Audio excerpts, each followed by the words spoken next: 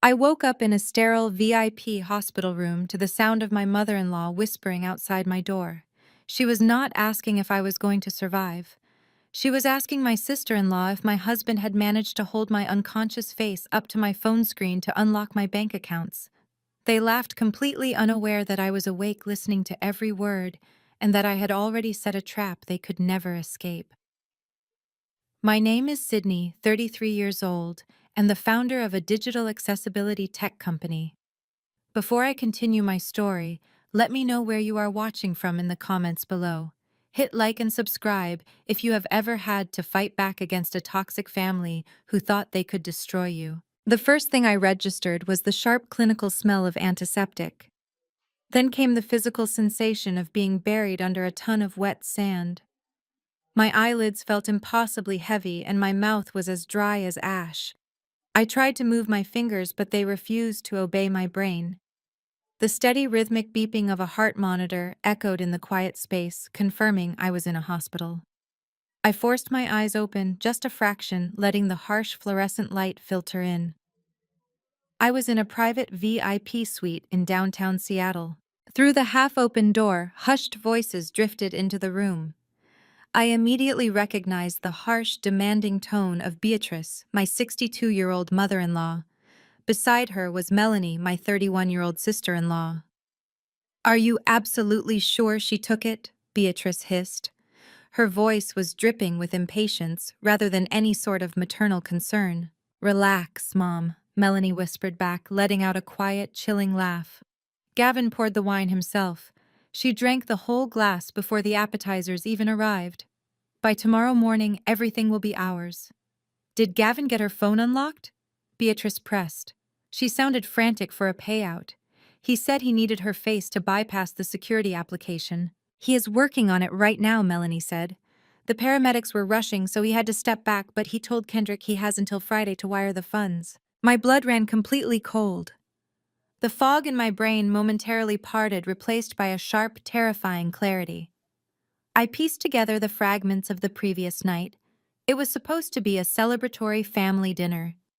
After 5 grueling years of working 80-hour weeks, I had finally sold my tech startup to a major conglomerate for $8 million.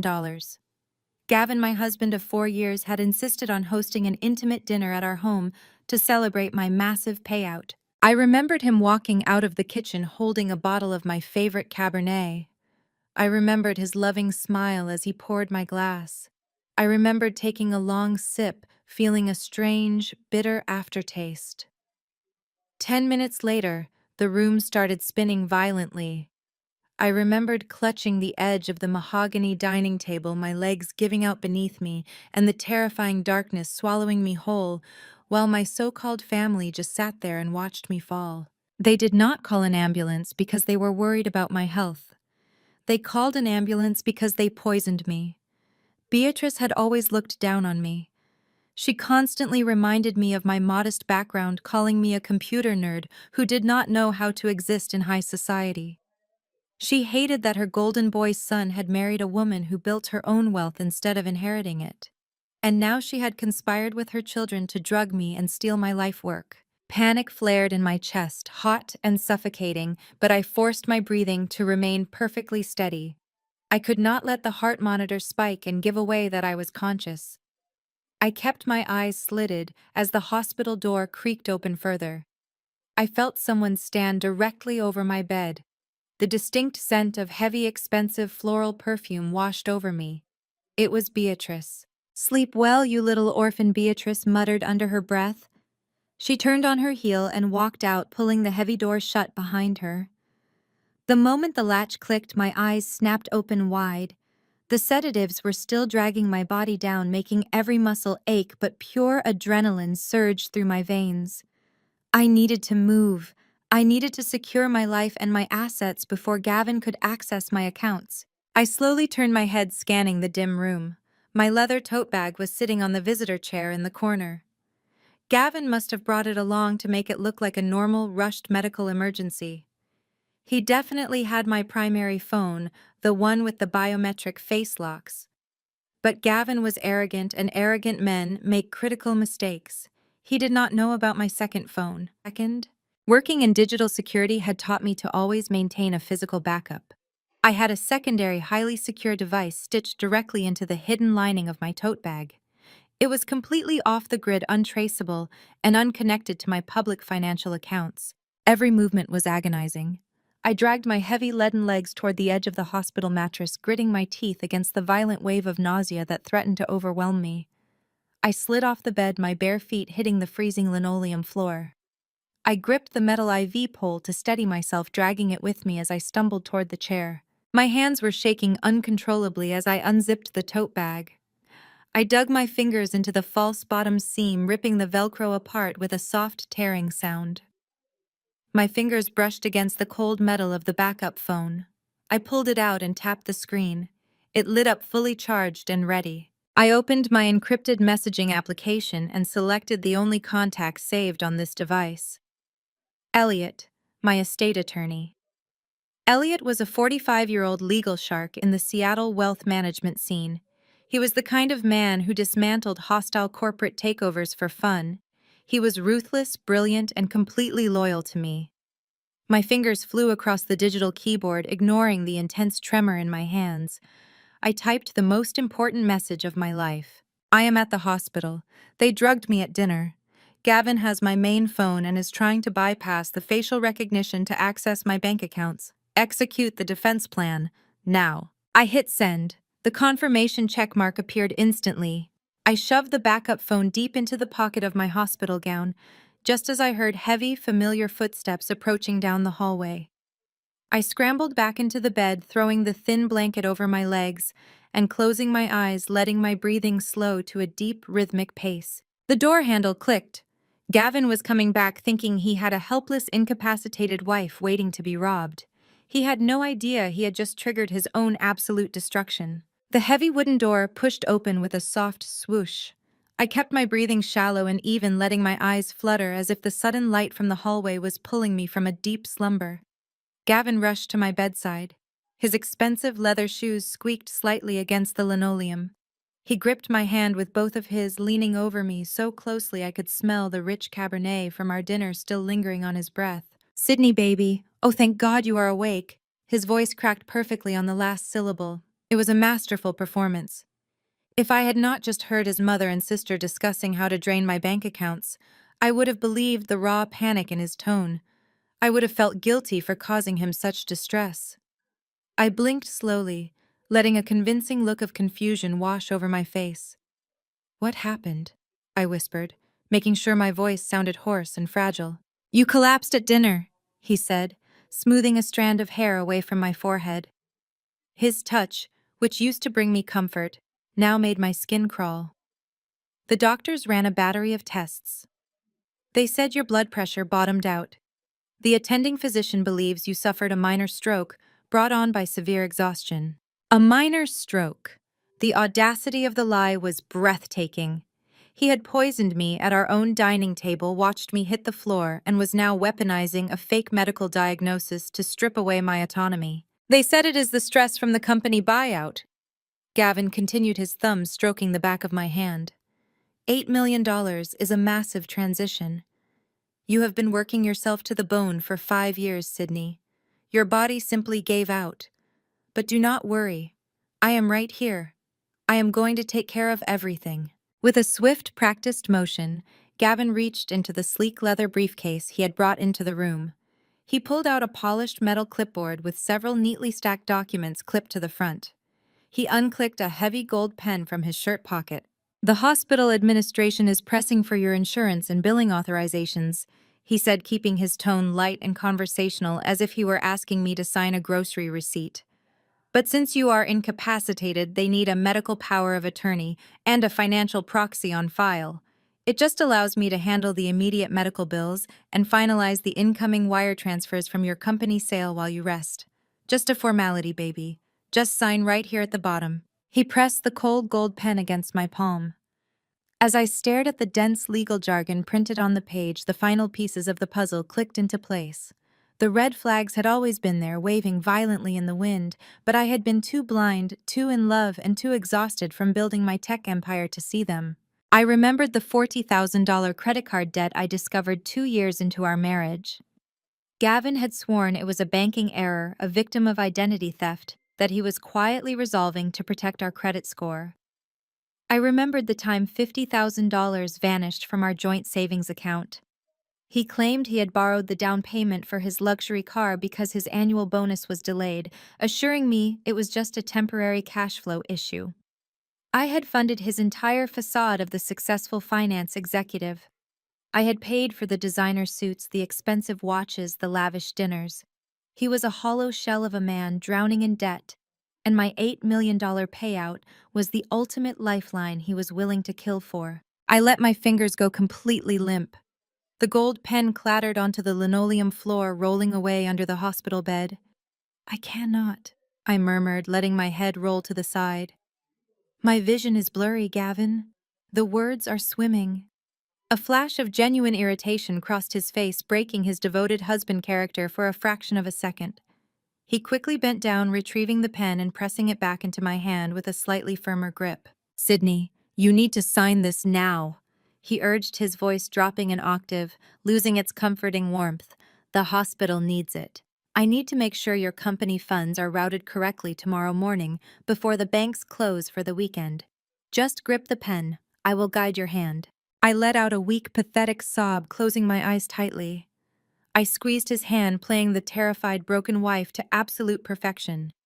"The doctor said I had a stroke, Gavin. My brain is too foggy. I cannot even read my own name right now. You said I needed to rest. Please let me sleep." I felt his jaw clench. The muscles in his hand tightened around mine, bordering on painful. He was cornered by his own narrative. He had told the hospital staff I was suffering from severe exhaustion and a neurological event. He could not physically force a visibly weeping, incapacitated woman to sign complex legal and financial documents with the door propped open and nurses constantly walking past in the hallway. "Just a signature, Sydney," he pressed one last time, a dangerous edge of desperation leaking into his voice. I let my breathing slow down, ignoring his plea, acting as though the sedatives had pulled me back into unconsciousness. I relaxed every muscle in my body, going completely limp against the pillows. I heard him let out a sharp, frustrated breath. He aggressively snatched the clipboard off my lap, the papers rustling violently as he shoved them back into his briefcase. He muttered a string of quiet curses under his breath. "I will be back first thing in the morning," he whispered coldly, leaning over my face. "You are going to sign these papers, Sydney." His footsteps retreated and the heavy door clicked shut once more. I lay there in the quiet hospital room, the phantom pressure of his grip still lingering on my skin. He thought he had me exactly where he wanted me, weak, compliant, and ready to hand over my life's work. He thought tomorrow morning would bring him an $8 million victory. Instead, tomorrow morning was going to bring him absolute devastation. My phone buzzed quietly against my thigh inside the hospital gown. I slipped my hand down and pulled out the device. It was another message from Elliot. The text read clearly on the bright screen. "I have reviewed the security logs. Your brother-in-law, Kendrick, failed the hardware bypass. He is locked out of the home server. I have the medical proxy revocation forms ready. We strike at dawn." I locked the screen and slid the phone back into its hiding place. Gavin wanted to play a high-stakes game of deception, but he had no idea he was sitting at a table with someone who held every winning card. I closed my eyes not to sleep, but to strategize every single move I would make when the sun came up. The moment Gavin's heavy footsteps faded completely down the sterile corridor, I threw off the thin hospital blanket. I knew his habits better than he knew himself. He was heading to the gourmet coffee kiosk on the ground floor for his double-shot espresso, a daily ritual he would never skip, not even while his wife was supposedly recovering from a catastrophic neurological event. That gave me exactly 14 minutes of absolute privacy. I reached into the deep pocket of my gown and pulled out the encrypted backup phone. The screen glowed with a new, highly detailed alert from Elliot. The message outlined a severe digital emergency that went far beyond Gavin's clumsy attempt to force a pen into my hand. The security protocol on my home server had just logged multiple brute force attempts on the physical safe, holding my primary hardware crypto wallet. The logs Elliot forwarded showed a rapid, highly sophisticated algorithmic sequence trying to spoof my biometric security key. I stared at the lines of code scrolling across my screen. Gavin was right here at the hospital, completely focused on acquiring my physical signature. He could not possibly be at the house executing a high-level cyber attack. Beatrice lacked the basic technological literacy to operate a smart television, and Melanie thought cybersecurity meant changing her social media password once a year. There was only one person in their inner circle with the technical capability and the arrogant audacity to attempt a direct hack on a hardware wallet. It was Kendrick. Melanie's husband was a 34-year-old African-American crypto consultant who drove a matte black sports car and wore bespoke Italian suits that cost more than my first home. He loved to dominate family dinners with aggressive lectures about blockchain technology and decentralized finance. He constantly dismissed my digital accessibility company as a cute little charity project, completely ignoring the fact that my software had just been acquired by a global conglomerate for $8 million. Lately, his extravagant lifestyle had shown massive, glaring cracks. Rumors of a severe liquidity crisis at his investment firm had reached my ears through my own industry contacts. Whispers of an unstable Ponzi scheme and angry investors demanding their funds were circulating in the Seattle financial sector. He desperately needed a massive injection of capital to avoid federal scrutiny, and my buyout money was the perfect untraceable lifeline. I could not afford to focus solely on the financial threat against my home server. I needed undeniable, legally binding medical proof of the physical assault before the drugs metabolized and left my system entirely. If I waited for the hospital's standard morning blood work, Gavin could easily use his fabricated financial proxy to intercept or alter the records. I needed someone completely independent. I opened my secure messaging application and dialed a number I knew by heart. Dr. Eris Thorne was a brilliant private diagnostician and a trusted ally who sat on the medical advisory board of my tech company. More importantly, he had top-tier access privileges within this specific hospital network. He picked up on the first ring. I spoke in a rapid, hushed whisper. "Eris, I am in room 412 of the VIP wing. I need a full comprehensive toxicology screen run completely off the books. I was poisoned at dinner last night. Do not alert the attending physician and do not put anything into the hospital's main digital registry yet. Just get here right now." There was a sharp intake of breath on the other end of the line, followed by a calm, professional acknowledgement. Aris did not waste time asking pointless questions. He simply told me he was in the adjacent building and would be there in 5 minutes. I watched the seconds tick by on my phone screen, my heart hammering against my ribs. Exactly 4 minutes later, the heavy door pushed open silently. Aris slipped inside wearing standard blue scrubs, a mask pulling down around his neck, holding a concealed phlebotomy kit. His eyes locked onto mine, registering the pale, clammy state of my skin and the unnatural dilation of my pupils. He moved to my bedside with practiced efficiency. He tied a rubber tourniquet tightly around my bicep, his hands steady and professional. "You have a combination of central nervous system depressants in your system," he murmured softly, tapping my vein. "I can see the physiological markers. Who did this to you?" "My husband," I replied, my voice steady, despite the sharp pinch of the needle breaking my skin. "He and his family are trying to drain my accounts." Aris did not flinch. He drew 3 large vials of deep red blood, swapping them out swiftly. He labeled them with a randomized numerical code, rather than my name, to ensure absolute anonymity. "I will run these directly through my private laboratory across the street," he whispered, packing the vials away into his secure medical bag. "I will expedite the testing for heavy sedatives, muscle relaxants, and common paralytics. You will have the certified, legally binding results uploaded directly to your encrypted server within the hour." He removed the tourniquet and pressed a small bandage to my arm. "Keep playing their game, Sydney. Act exactly as weak as they expect you to be.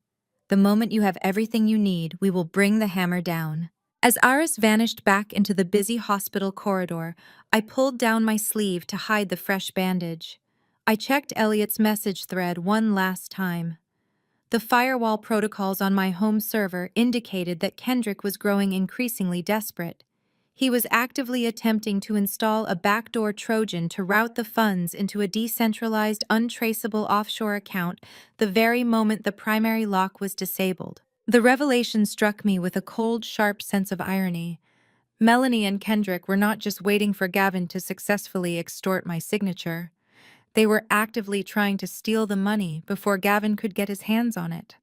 There was no honor among thieves, only a vicious race to see who could betray the others first. I tucked the encrypted phone safely back into the hidden lining of my gown, just as the door handle clicked loudly.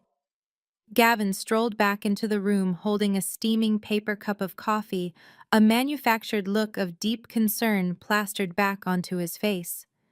He had absolutely no idea that his own brother-in-law was currently trying to cut him out of the heist, and he was completely unaware that I had just secured the irrefutable medical evidence to put every single one of them behind bars. Gavin approached my bed, offering a sympathetic smile as he set his paper coffee cup on the metal side table.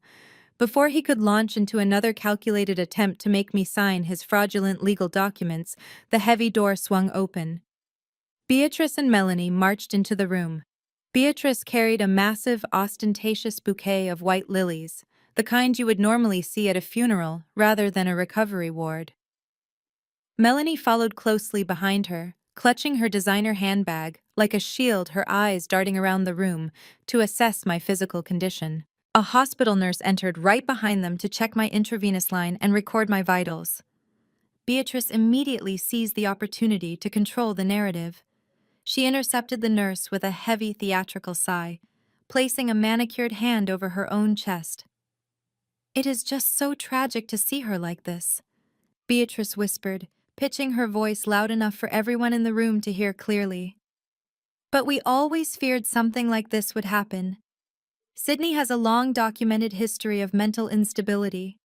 It runs deep in her bloodline, just like her late mother." My heart pounded a violent rhythm against my ribs, but I kept my face utterly blank, forcing my expression to remain slack and confused.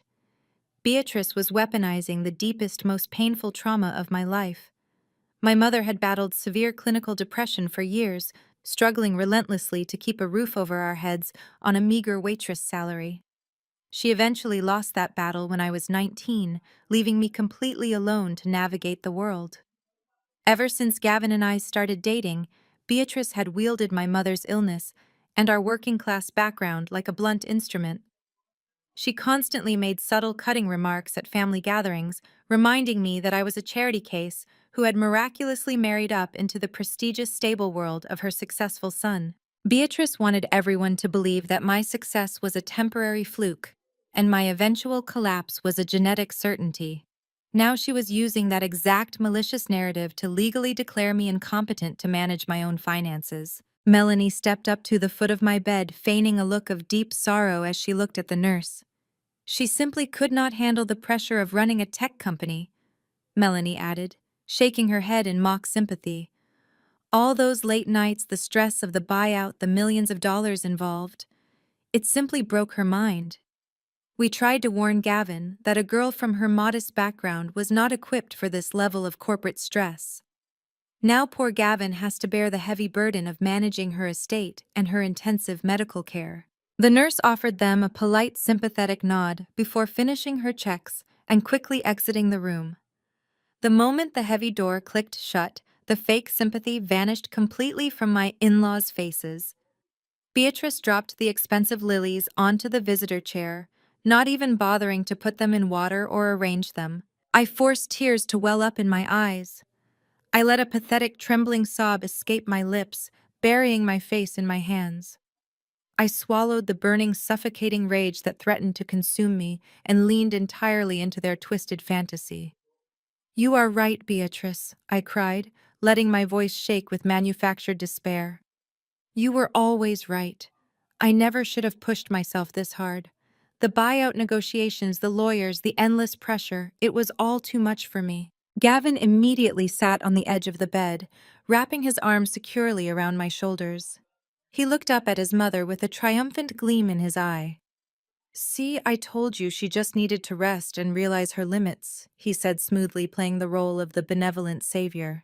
I feel like I am losing my mind, I whimpered, clutching the fabric of Gavin's expensive shirt. My thoughts are so scattered. I cannot focus on numbers or contracts anymore. I feel exactly like my mother did at the end. It terrifies me, Gavin. I do not want to end up like her. Beatrice stepped closer to the bed, a predatory, victorious smile stretching across her face. Hush now, Sydney. You do not need to worry your fragile little head about business or finances anymore. You are part of our family now, and we take care of our own. Gavin is perfectly capable of handling the $8 million. You just need to sign the proxy forms he brought you, and you can focus entirely on getting your mental health back on track. We will find you a nice, quiet facility where you can recover without any responsibilities. Melanie chimed in, leaning against the wall with her arms crossed, looking entirely too pleased with herself. Exactly. Kendrick and Gavin have already discussed the best investment strategies for your payout. They know exactly how to protect the money from taxes and market volatility that you clearly cannot comprehend right now. Just sign the paperwork and let the men do their jobs. You can just relax and go shopping once you feel better. Hearing Kendrick's name almost made me break character. They were all so blinded by their own greed that they could not even coordinate their lies. Melanie actually thought her husband was helping Gavin manage the funds, while I knew for a fact that Kendrick was simultaneously trying to hack my private server to steal the money entirely for himself. The sheer level of deception running through this family was staggering. They were a den of thieves ready to turn on each other the second the money cleared. I looked up at Beatrice with wide, fearful eyes, nodding meekly like a broken, defeated child. I will sign them, I whispered, letting out another shaky, exhausted breath. I just need the hospital medication to wear off a little more so I can hold the pen properly. My hands are still too weak. I promise I will sign everything over to Gavin first thing tomorrow morning. I just want to go home and forget about the company completely. Please just let me sleep for now. Beatrice and Melanie exchanged a look of pure, unadulterated victory. They had broken the stray dog they had always despised. They had conquered the self-made tech founder and reduced her to a weeping, compliant mess. They truly believed they had won. Gavin kissed my forehead, telling his mother and sister to wait outside so I could rest. He promised them the paperwork would be finalized at dawn. I lay back against the pillows, closing my eyes and letting my breathing slow. They thought tomorrow morning would be their ultimate payday, but they were walking blindfolded into an absolute massacre. Midnight settled over the hospital wing like a heavy shroud. The relentless bustling of nurses and the squeaking of medical carts finally faded into a quiet, rhythmic hum. Alone in the dim light of my room, I sat up and carefully adjusted my posture against the stiff pillows. The lingering haze of the sedatives was finally beginning to lift, replaced by a razor-sharp adrenaline that made my fingertips tingle. I reached into the hidden lining of my gown and retrieved my encrypted backup phone. Gavin believed he had completely isolated me. He assumed that by confiscating my primary device and keeping me confined to a hospital bed, he had blinded me to the outside world. He underestimated me just as he had for the entirety of our marriage. When I moved my tech startup headquarters into our home 2 years ago, I installed a series of high-definition motion-activated nanny cameras disguised as smoke detectors and bookshelf ornaments. I initially put them in to monitor the cleaning staff around my expensive proprietary hardware prototypes. I never told Gavin about them because he had always mocked my obsession with digital security, calling me paranoid. Tonight, that paranoia was my greatest weapon. I opened the secure monitoring application and typed in my master passcode. The screen flickered for a fraction of a second before displaying a grid of live feeds from my house. I tapped on the master study. The high-resolution night vision snapped into sharp focus, casting an eerie greenish glow over what used to be my pristine sanctuary. My home office had been thoroughly ransacked. The heavy oak bookshelves I had custom ordered were completely cleared out, with hundreds of books and decorative pieces shoved recklessly onto the hardwood floor. The large abstract painting that usually hung behind my desk had been torn down and tossed aside, revealing the heavy steel face of my concealed wall safe. Standing directly in front of the safe was Gavin. His tie was loosened, his sleeves were rolled up to his elbows, and his hair was sticking up in sweaty, frantic clumps. He was holding a heavy-duty power drill, violently pressing the humming bit directly into the reinforced steel casing of the lock. Sparks flew in erratic bursts, illuminating his face. He looked absolutely feral, stripped of the polished, charming corporate manager persona he wore so perfectly in public. Sitting at my mahogany desk was Kendrick. Melanie's husband had completely abandoned his usual suave, untouchable demeanor.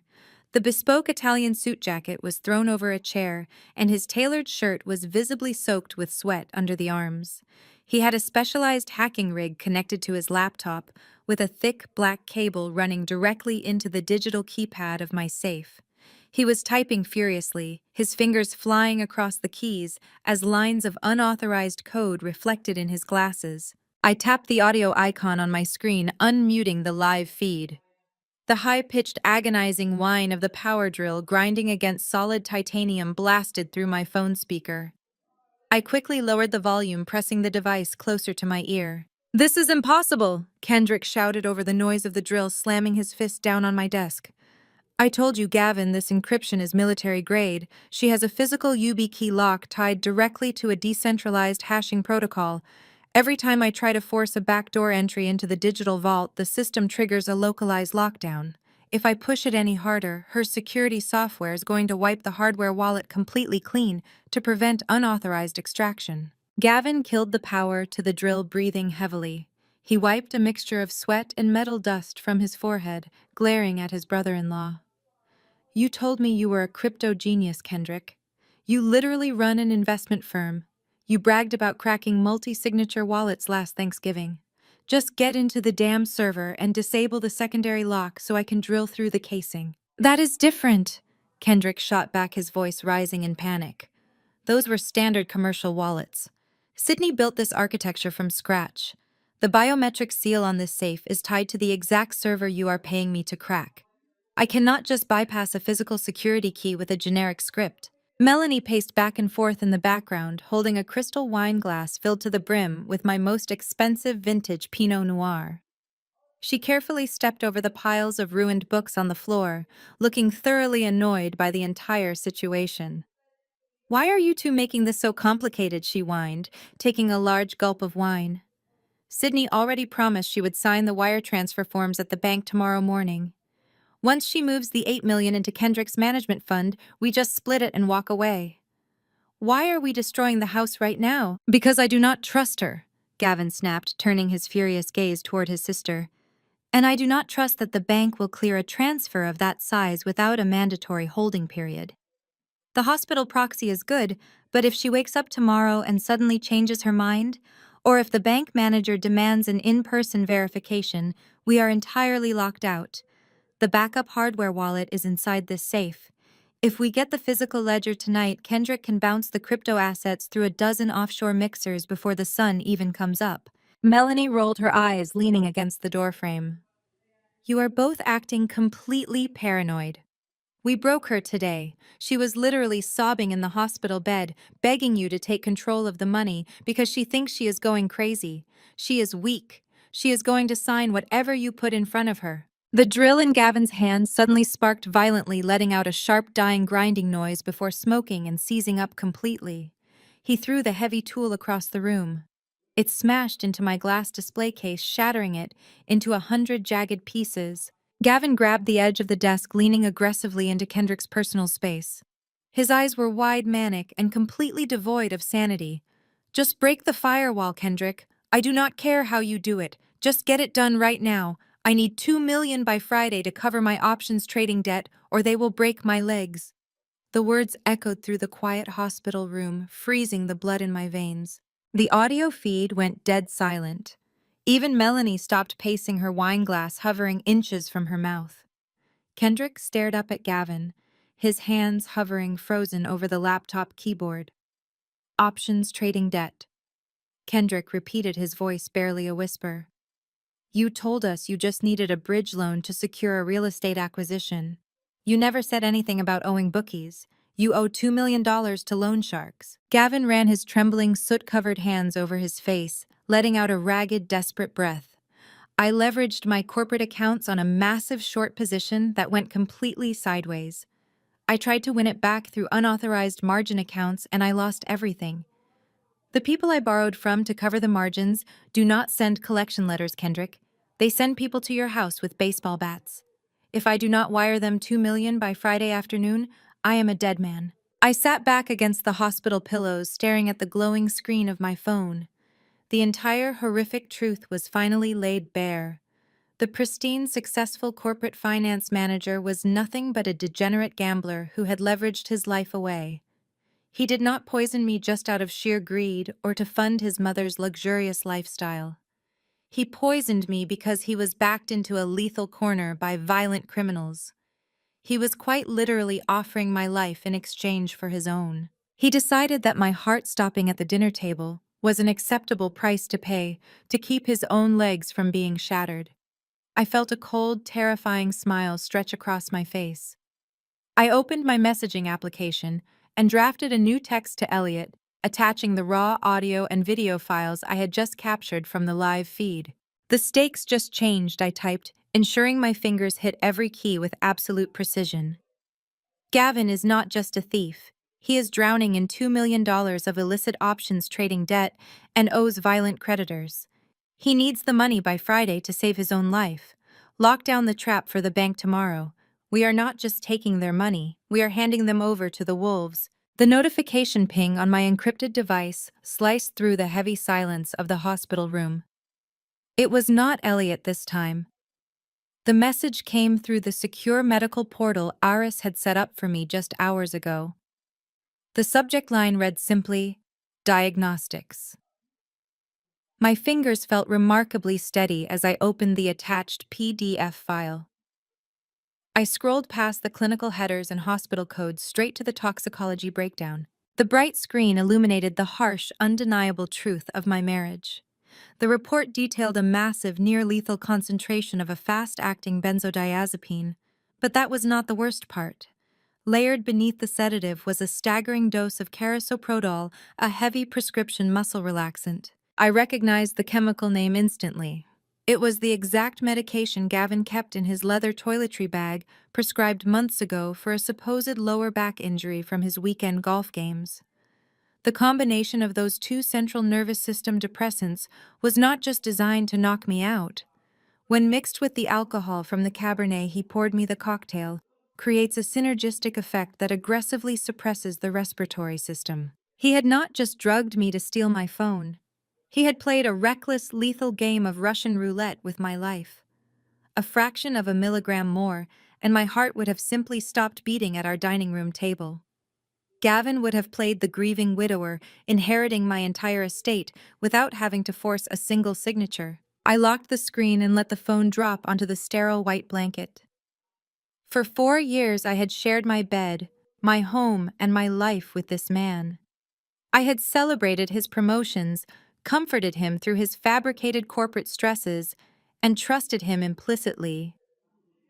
A small naive part of me had still been hoping that maybe his mother had orchestrated the poisoning, that maybe Gavin was just a weak pawn going along with Beatrice's malicious plan. That last pathetic shred of hope withered and turned to ash. There was no grief left inside me. There were no tears. The woman who had loved Gavin died on that dining room floor the moment her heart struggled to beat under the weight of his poison. The woman sitting in the hospital bed right now felt absolutely nothing but pure calculating ice. I pulled the thin hospital sheet up to my chin and stared at the dark ceiling. I mapped out the remaining sequence of events in my mind, anticipating their moves, blocking their exits, and ensuring that their imminent destruction would be absolute. By the time the first rays of gray morning light began to filter through the hospital blinds, I was entirely ready for war. At exactly 7 a.m, the heavy door to my room pushed open. I immediately slitted my eyes, preparing to play the exhausted, broken victim for Gavin. But it was not my husband who walked through the door. A man entered wearing an ill-fitting cheap gray suit, a slightly rumpled tie, and thick framed glasses.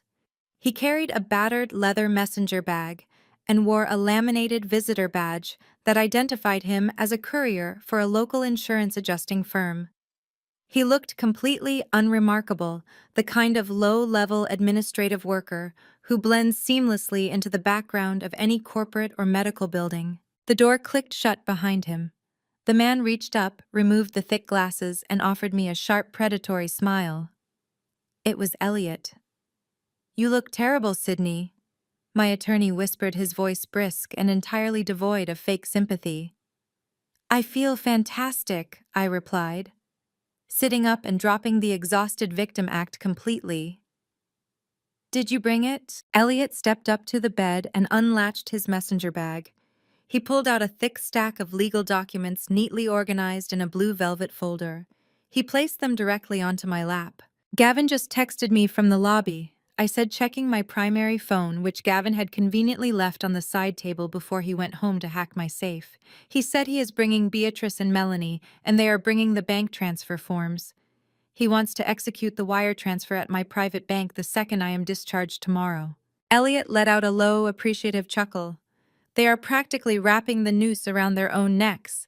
These documents are visually identical to the standard wire transfer and asset reallocation forms your private bank uses. The font, the formatting, the signature lines, they are perfect replicas." I opened the blue folder. On the surface, the papers looked exactly like the authorization Gavin needed to drain my $8 million account into Kendrick's fraudulent offshore fund. But the fine print hidden within the dense legal jargon was a masterpiece of legal warfare. The first document was not a wire transfer. It was an irrevocable asset freeze, legally locking every single joint account Gavin and I shared, severing his access to my credit lines, and revoking his financial proxy entirely. The second document was a formal submission of evidence linking Kendrick's decentralized crypto fund to federal wire fraud, complete with the audio transcript I had captured last night. And the third, Elliot said, pointing to the final stack of papers, is the absolute best part. A civil suit for Beatrice and Melanie, charging them with conspiracy to commit fraud and intentional infliction of emotional distress, paired with a permanent restraining order for Gavin citing domestic violence and attempted murder, supported by your private toxicology report. I ran my fingers over the crisp, heavy paper. Gavin thought he was going to walk into that bank and walk out a millionaire. He thought he could buy his way out of his violent gambling debts, using the very life he tried to extinguish. "The bank manager is a personal friend of mine." Elliot continued, sliding his thick glasses back onto his face. "I have already secured the VIP conference room for tomorrow morning. I will be waiting inside when you arrive.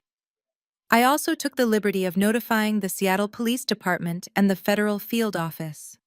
They will have unmarked vehicles stationed outside the bank entrance." I nodded, slipping the blue folder under my mattress, just as I heard familiar voices echoing down the hallway outside. Beatrice was complaining loudly about the hospital coffee. Gavin was right beside her, offering placating words. Elliot quickly adjusted his cheap tie and picked up his messenger bag, immediately transforming back into a harmless, overworked insurance paralegal. He gave me one final sharp nod. "Happy hunting, Sydney," he whispered. He opened the door just as Gavin reached for the handle. Elliot offered a polite, awkward apology, slipping past my husband and mother-in-law without drawing a second glance. Gavin walked into the room, his eyes scanning my face for any sign of resistance. He had no idea the man he just brushed past had just handed me the weapon to execute his total ruin. The heavy door clicked shut behind Elliot just as Gavin pushed it open from the hallway.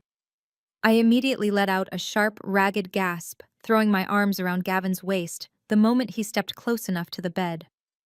I buried my face into his pristine shirt, my shoulders shaking with manufactured sobs. He froze for a fraction of a second, clearly surprised by the intense clinging display before awkwardly wrapping his arms around my hospital gown. "Sydney, baby, what is wrong?"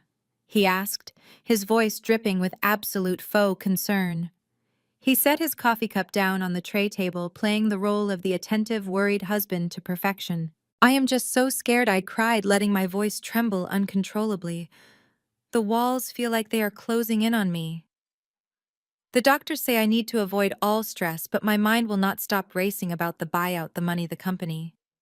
I feel like I'm losing my grip on reality. Please, Gavin, take me home." I just want to go home. He patted my back, exchanging a triumphant look with Beatrice and Melanie, who had just stepped into the doorway behind him. I could not see their faces, but I could feel the greedy shift in the room's energy. Of course, sweetheart, Gavin murmured smoothly. I will get the discharge papers processed right now. The discharge procedure took less than an hour.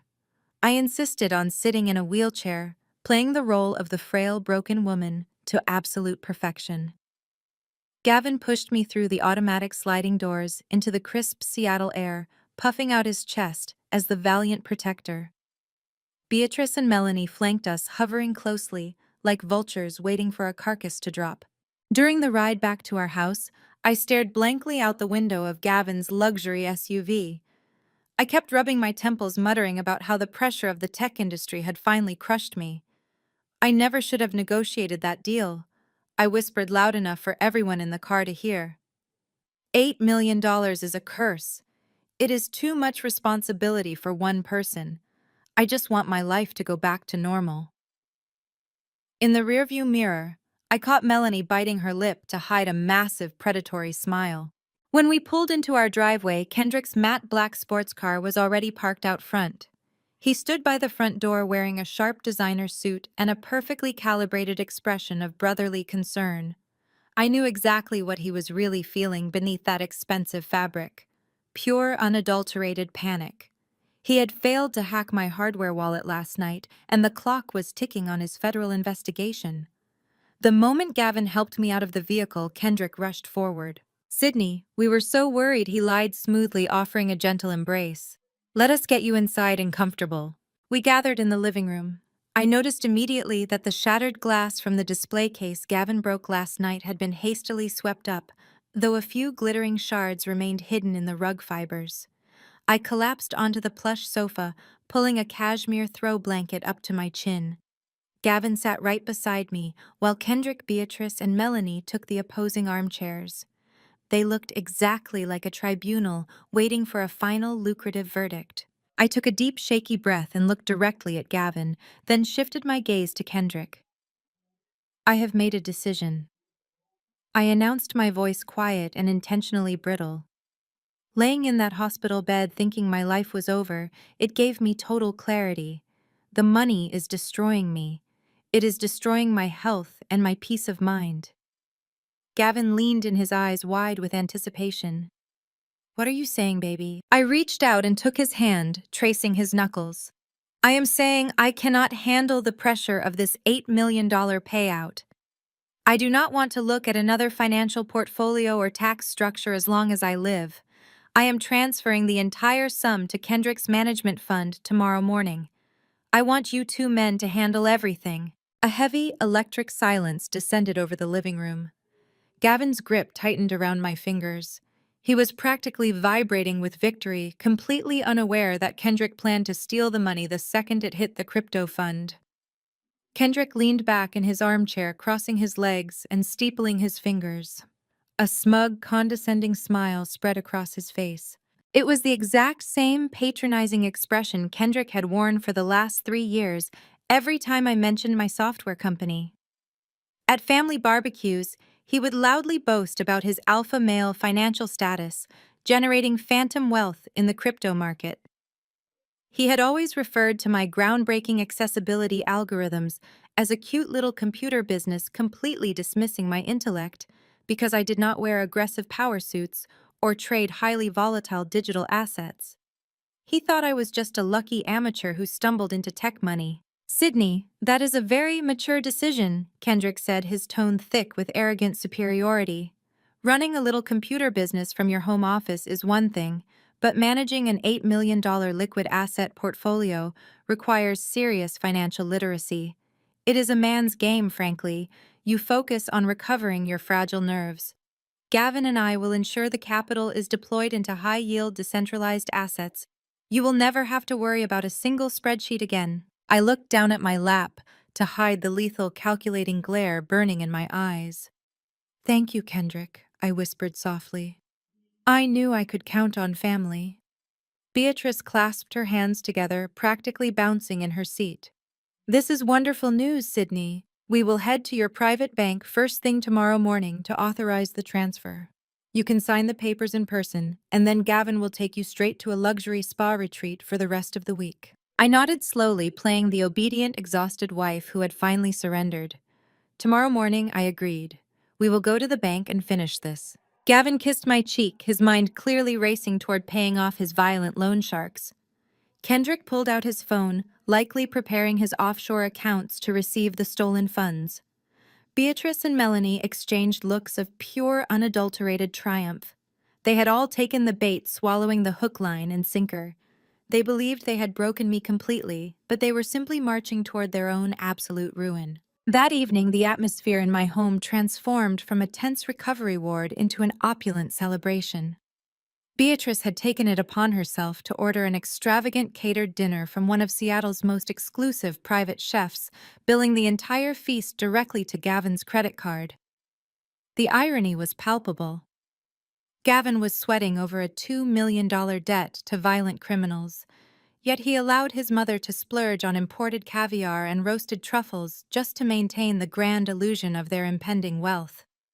I was guided from the living room to the head of the dining table like a fragile piece of porcelain. Gavin pulled out my chair, gently pressing a kiss to my temple before taking his seat beside me.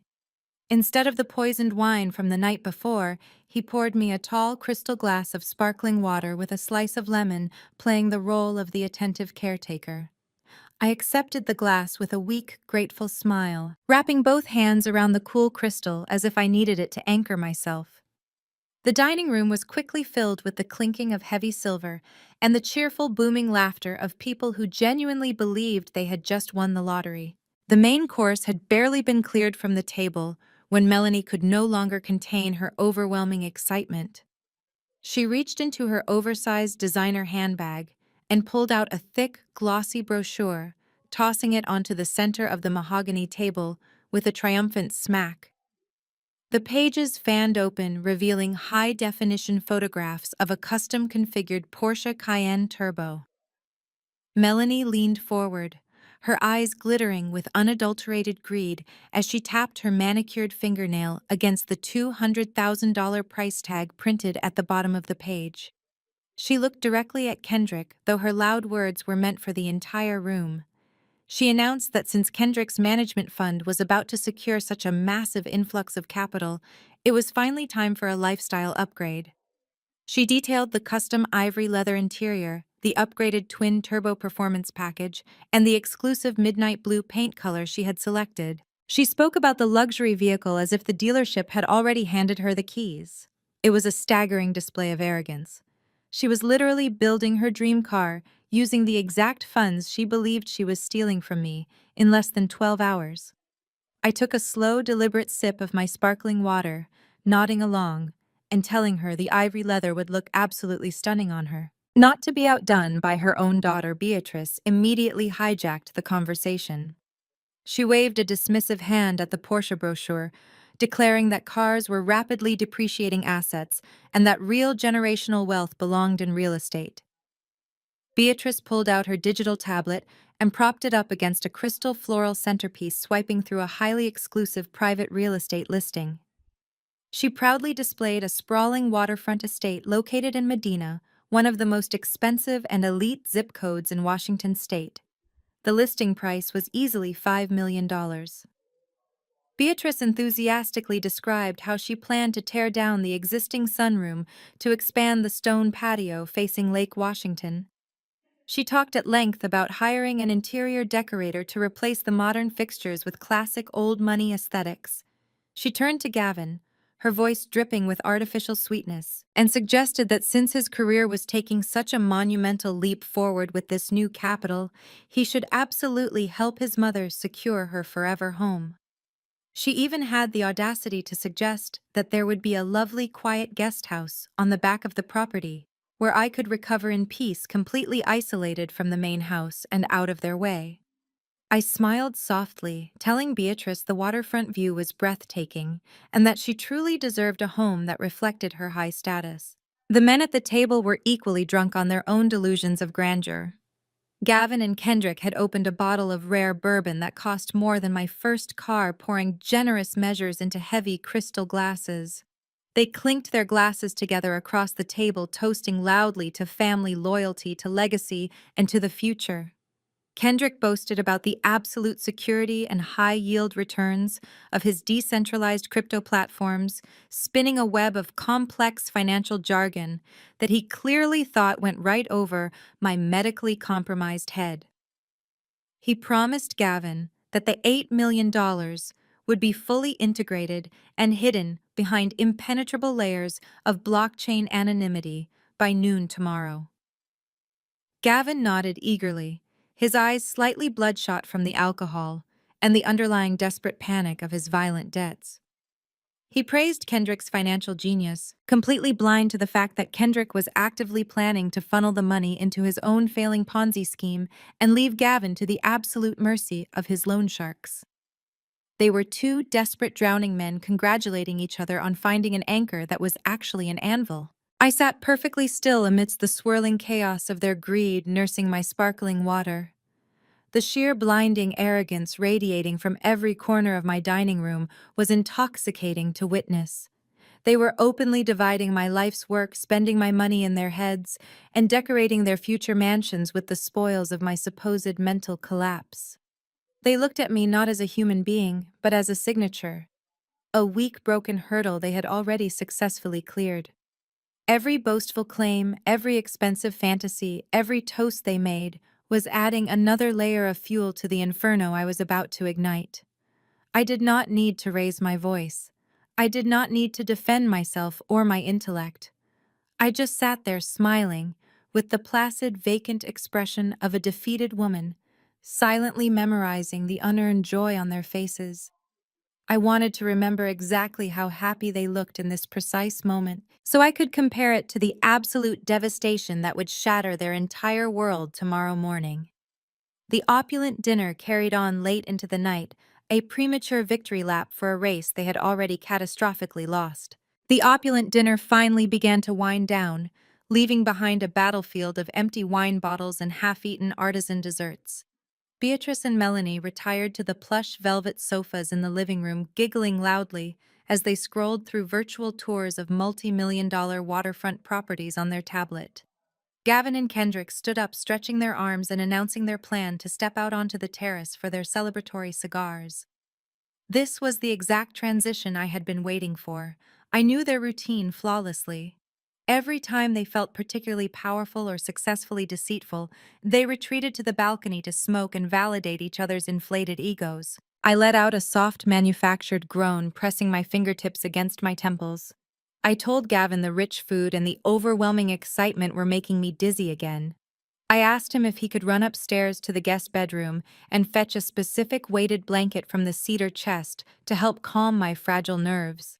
He kissed my forehead and hurried up the staircase, eager to keep his golden goose comfortable and compliant.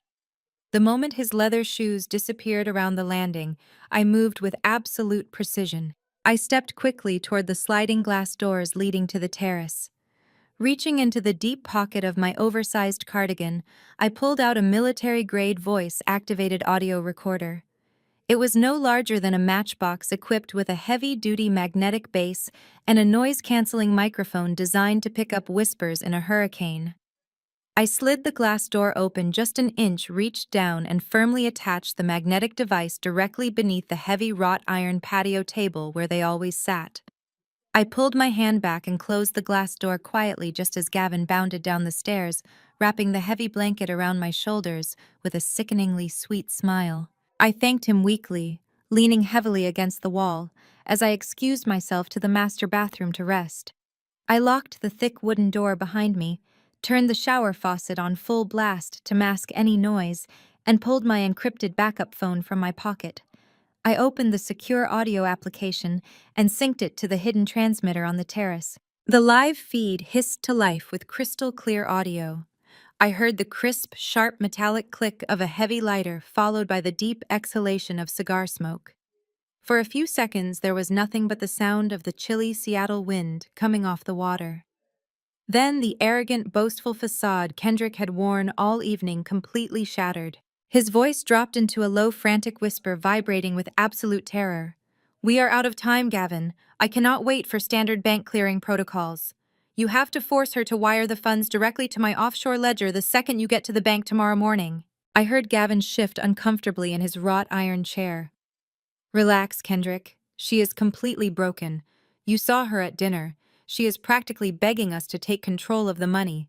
We will do the standard transfer, wait for it to clear, and then map out the investments just like we planned." "There are no investments," Kendrick hissed, his voice cracking with panic. "My management fund is completely empty, Gavin. It has always been empty. It is a Ponzi scheme. I have been paying early investors with capital from new clients for 3 years to maintain the illusion of high-yield returns. Now the entire market is crashing and my liquidity is entirely gone." A heavy, suffocating silence fell over the audio feed.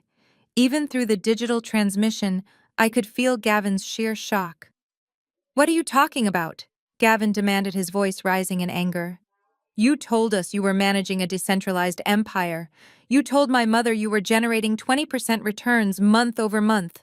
"It was all a lie to keep the capital flowing," Kendrick admitted, his breathing growing ragged. "And now it has all collapsed. The Securities and Exchange Commission audited my primary holding company last week. The Federal Bureau of Investigation served me with a subpoena yesterday morning. They are actively monitoring my domestic accounts. If I do not provide proof of an $8 million liquidity injection to pacify the federal auditors by tomorrow afternoon, they are going to freeze my passport and indict me for massive wire fraud. I am looking at 20 years in a federal penitentiary." I sat on the edge of my bathtub, staring at the tiled floor, a cold smile stretching across my face.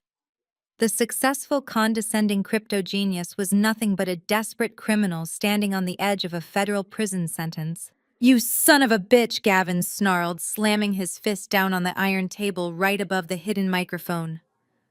"I brought you into this payout to hide the money from Sydney, not to fund your failed criminal enterprise. I owe $2 million to violent loan sharks. I leveraged my corporate options trading accounts into the ground, and these men do not care about federal audits. They care about getting their cash. If I do not pay them by Friday, they are going to find me and break my spine." They were two drowning men fighting over a single life preserver, neither realizing they were both securely tied to an anchor. "Listen to me," Kendrick pleaded, his tone shifting into a frantic, desperate negotiation. "We can both survive this. You make sure Sydney signs the absolute release forms at the private bank tomorrow morning. You push the wire transfer directly into my decentralized Tumblr account. The second the 8 million clears, I will immediately route your 2 million to whatever dark web ledger your loan sharks use. Your debt gets wiped out instantly. I take the remaining 6 million, pacify the federal auditors just long enough to unfreeze my travel assets, and I flee to a non-extradition country before the SEC can lock me up." Gavin breathed heavily into the microphone. "You are talking about stealing $6 million from my wife and fleeing the country. What am I supposed to tell Sydney and my mother when the money vanishes?" "You tell them the decentralized market crashed," Kendrick countered smoothly, fully leaning into his sociopathic nature. "You blame market volatility, you blame hackers, you blame whatever you want. Sydney is already convinced she is losing her mind. You institutionalize her file for financial conservatorship, and you walk away free from your gambling debts. But none of that happens unless she signs the bank release tomorrow." A long, tense pause followed. I could picture Gavin staring out into the darkness, weighing his own life against my entire life's work. The decision did not take him long. "Fine," Gavin finally said, his voice cold and resolute. "We do it your way. The second her pen leaves the paper at the bank, I will initiate the transfer.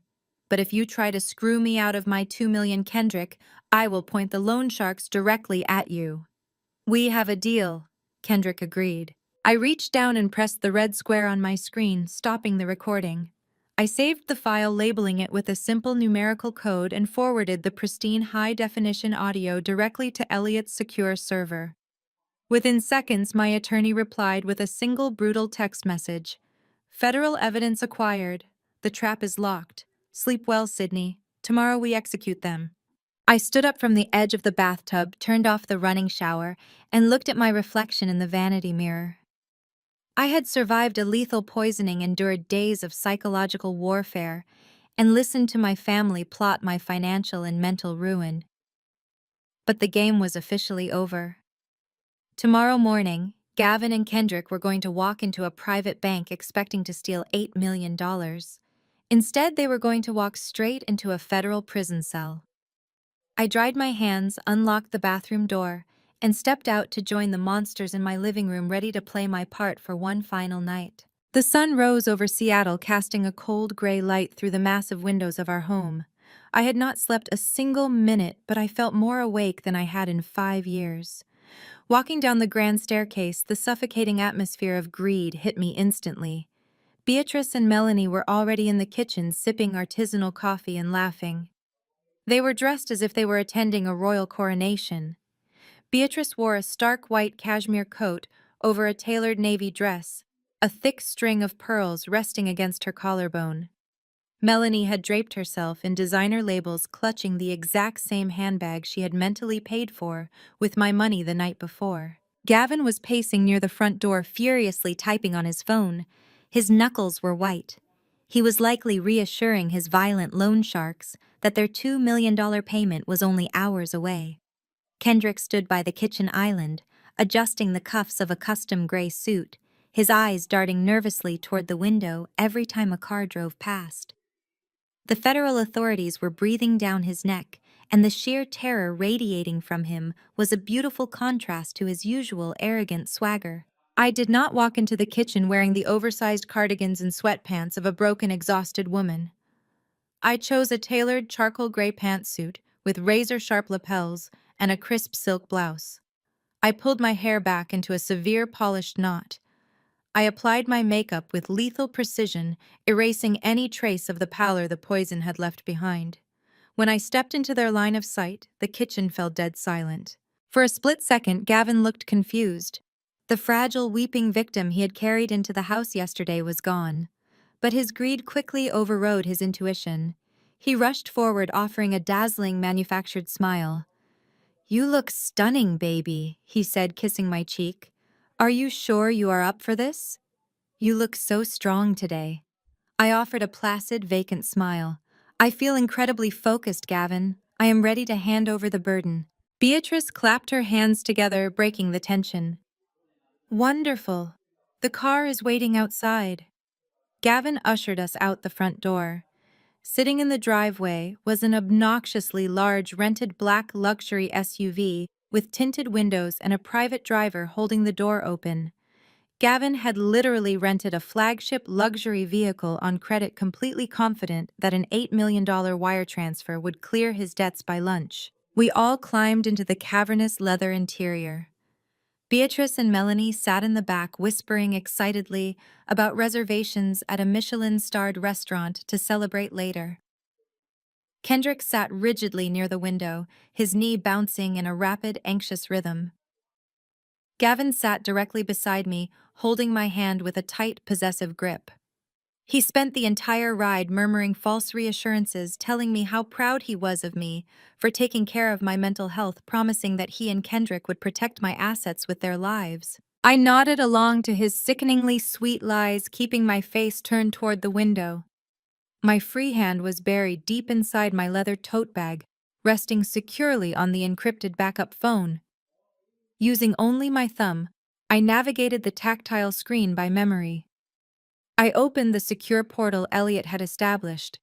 I selected the high-definition audio file of Kendrick and Gavin plotting federal fraud on my balcony. Upload complete. Next, I selected the nanny camera footage of them destroying my office to hack my hardware wallet. Upload complete. Finally, I attached the certified toxicology report from Dr. Eris Thorne, proving the lethal combination of benzodiazepines and muscle relaxants Gavin had slipped into my wine. Upload complete. A small vibration buzzed against my fingertips. It was a confirmation text from Elliot. "The package is secure. The board is set. See you in 5 minutes." The SUV smoothly navigated the busy downtown Seattle streets, turning onto a pristine block lined with towering glass skyscrapers. The driver pulled up to the curb directly in front of the private wealth bank. It was an imposing structure of black marble and bulletproof glass, catering exclusively to high-net-worth individuals. This was where the elite secured their legacies, and this was where my husband intended to execute the final stage of his robbery. Gavin stepped out first, extending his hand to help me down from the SUV. His palm was clammy with cold sweat. Kendrick practically leaped out of the vehicle, his eyes darting up and down the street, paranoid that federal agents might already be watching him. Beatrice and Melanie emerged with their heads held high, strutting across the pavement like conquering royalty arriving to claim their kingdom. I adjusted the collar of my charcoal blazer and gripped my leather tote bag. The heavy glass doors of the bank slid open, welcoming us into the hushed, deeply air-conditioned lobby. The scent of rich mahogany and expensive cologne filled the air. Gavin placed a guiding hand on the small of my back, leaning down to whisper in my ear. "Just a few signatures, baby, and you are free from all of this stress." I looked straight ahead at the polished marble floors, my face set into an unreadable mask. "You are absolutely right, Gavin," I replied smoothly. "By the time we leave this building, I will be completely free."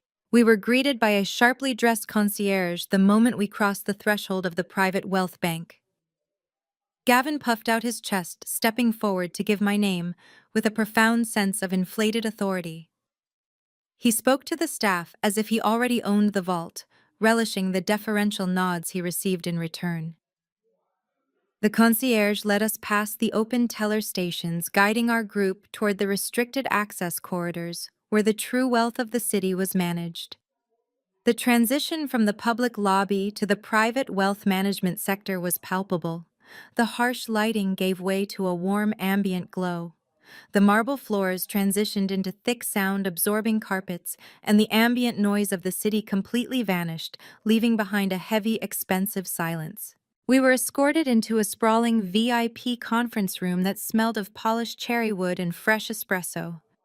A massive gleaming marble table dominated the center of the space, surrounded by plush, oversized leather chairs. Floor-to-ceiling windows covered the far wall, offering a commanding, unobstructed view of the Seattle skyline. It was a visual reminder of the power, exclusivity, and wealth concentrated within these walls. The bank staff offered us a level of service reserved for the ultra-elite. Beatrice immediately made herself at home. She took a seat near the head of the marble table, crossing her legs and adjusting her thick string of pearls as if she were a queen surveying her newly conquered territory. A discreet attendant appeared instantly, offering a menu of premium beverages. Beatrice and Melanie ordered double espressos, their voices dripping with artificial sophistication. They leaned their heads together, chatting quietly about which high-end designer boutiques they planned to raid the moment we concluded our business here. They were literally mentally spending my money while I sat directly across from them. Kendrick did not sit down. Melanie's husband paced near the floor-to-ceiling windows, completely ignoring the offered refreshments. He kept adjusting the cuffs of his bespoke gray suit, checking his expensive watch every 30 seconds. His jaw was clenched so tight I thought his teeth might shatter. The federal deadline was looming over him like a guillotine, and every passing minute without an $8 million liquidity injection was a ticking time bomb for his fraudulent crypto fund. The sheer terror radiating from him was a beautiful, satisfying contrast to his usual arrogant alpha male swagger. Gavin pulled out a plush leather chair for me, hovering over my shoulder like a dark protective shadow. He ordered a black coffee for himself and a glass of warm water for me, continuing his meticulous performance of the devoted caretaker. He asked if the room temperature was comfortable, stroking my shoulder with a hand that felt uncomfortably damp with nervous sweat. He was so close to paying off his violent loan sharks, so close to walking away completely clean, that he was practically vibrating with nervous energy. I sat perfectly still, resting my hands neatly on my lap. I did not touch the glass of water the attendant placed in front of me.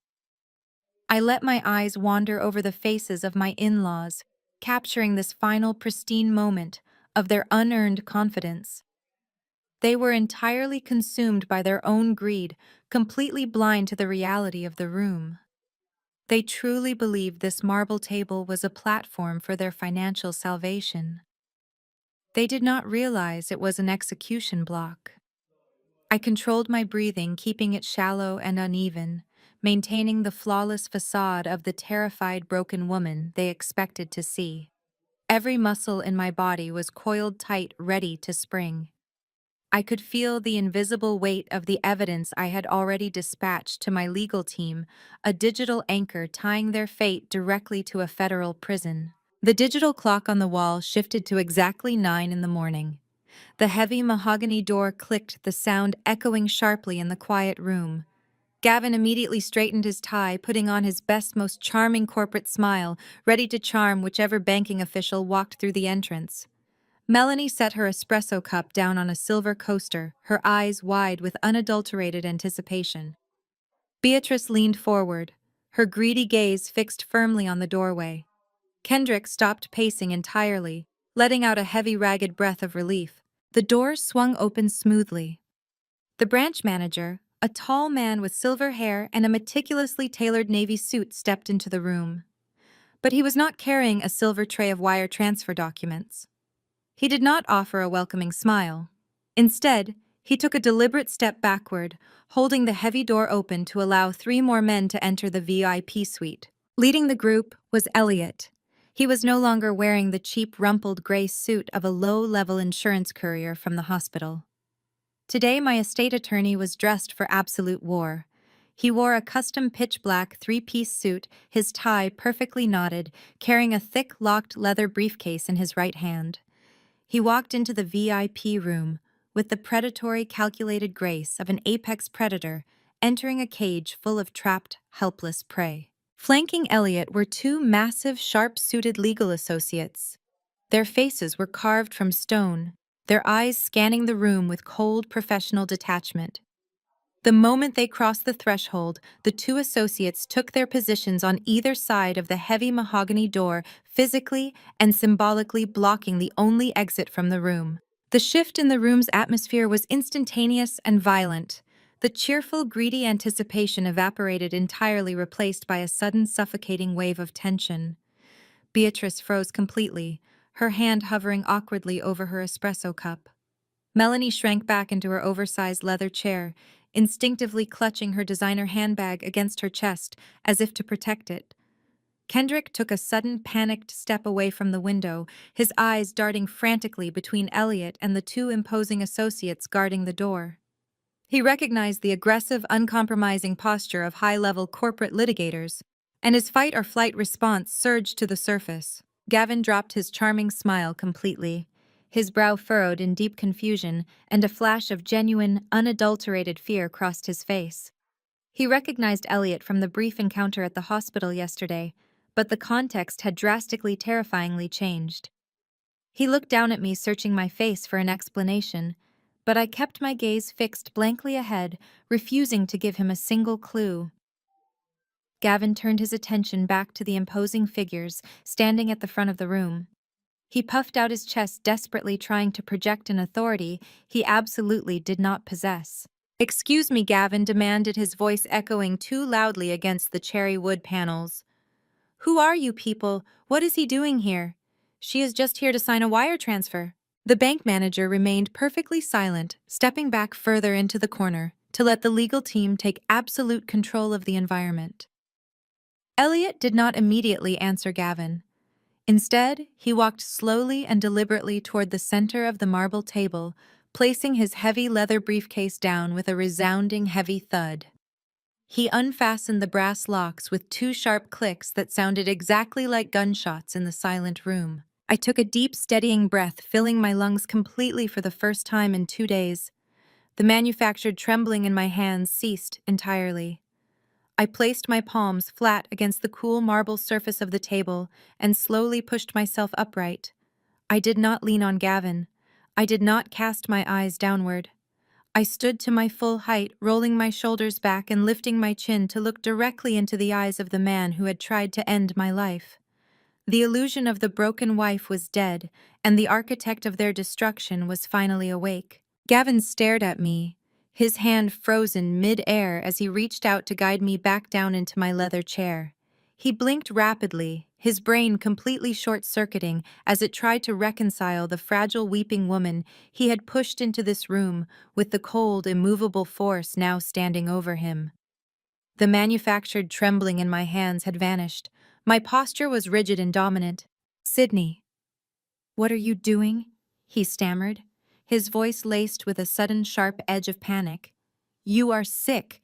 You need to sit down before you trigger another episode." I did not lower my gaze. I did not flinch.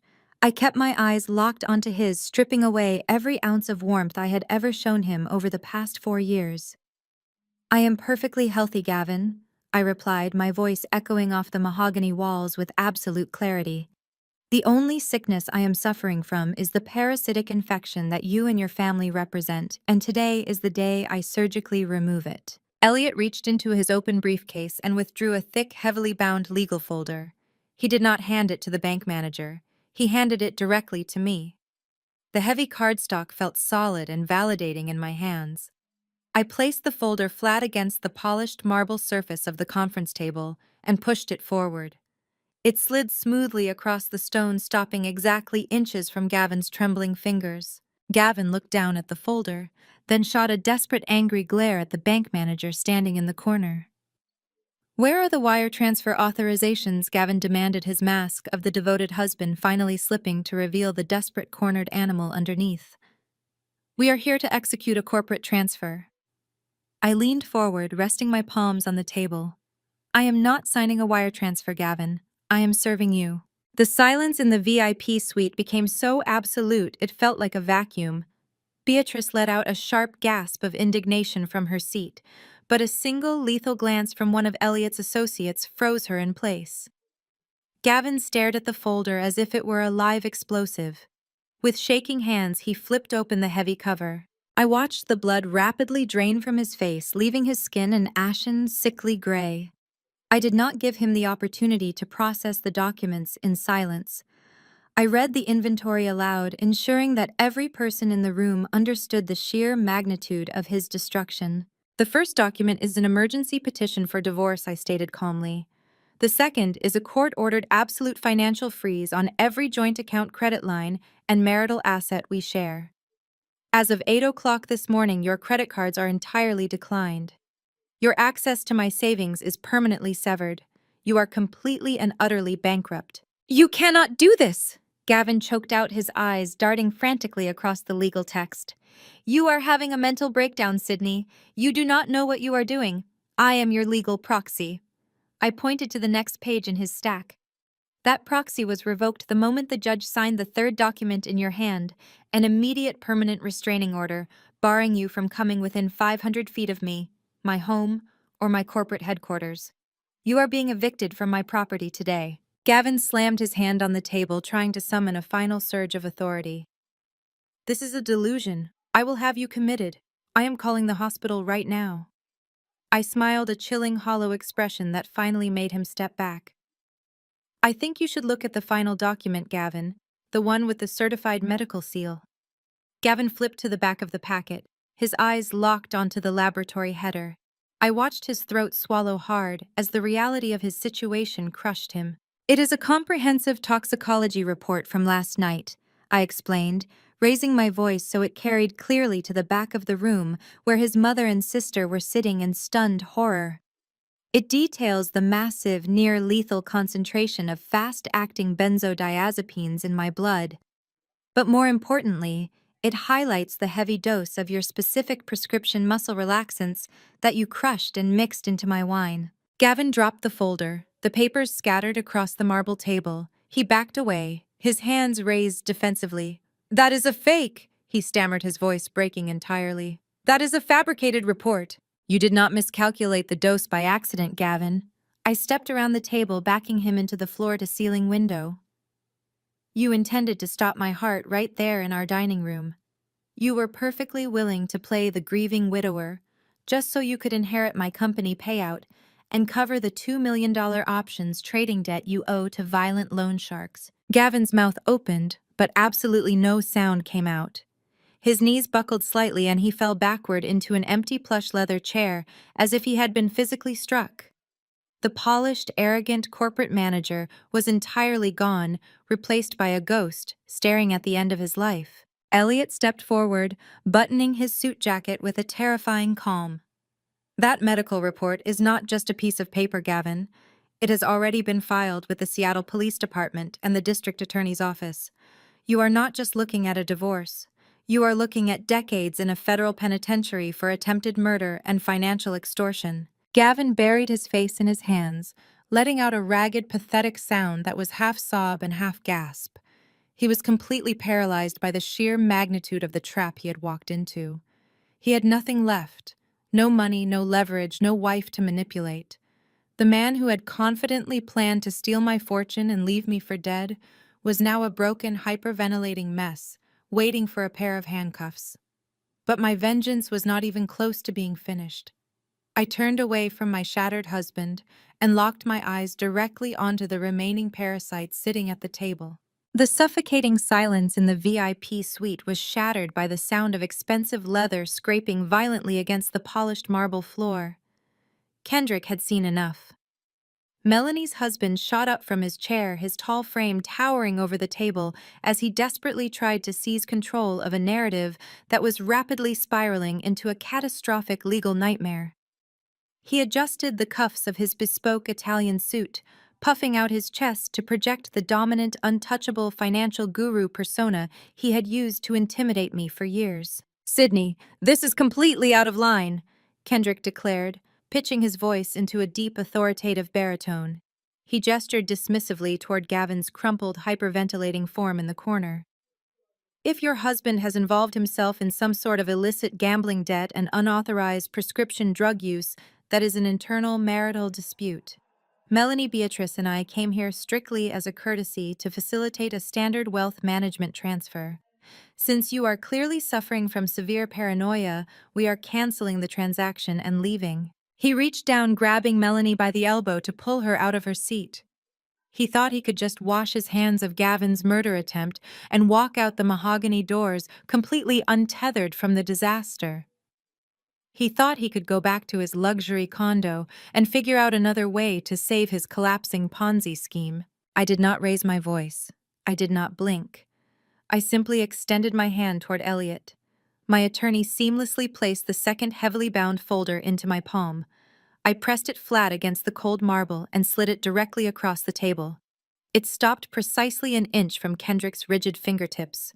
"You are not going anywhere, Kendrick," I said, my tone carrying the absolute freezing weight of an executioner. "Open the folder." Kendrick glared at me, his jaw clenching with arrogant defiance, but his eyes darted nervously toward the two imposing legal associates physically blocking the only exit from the room.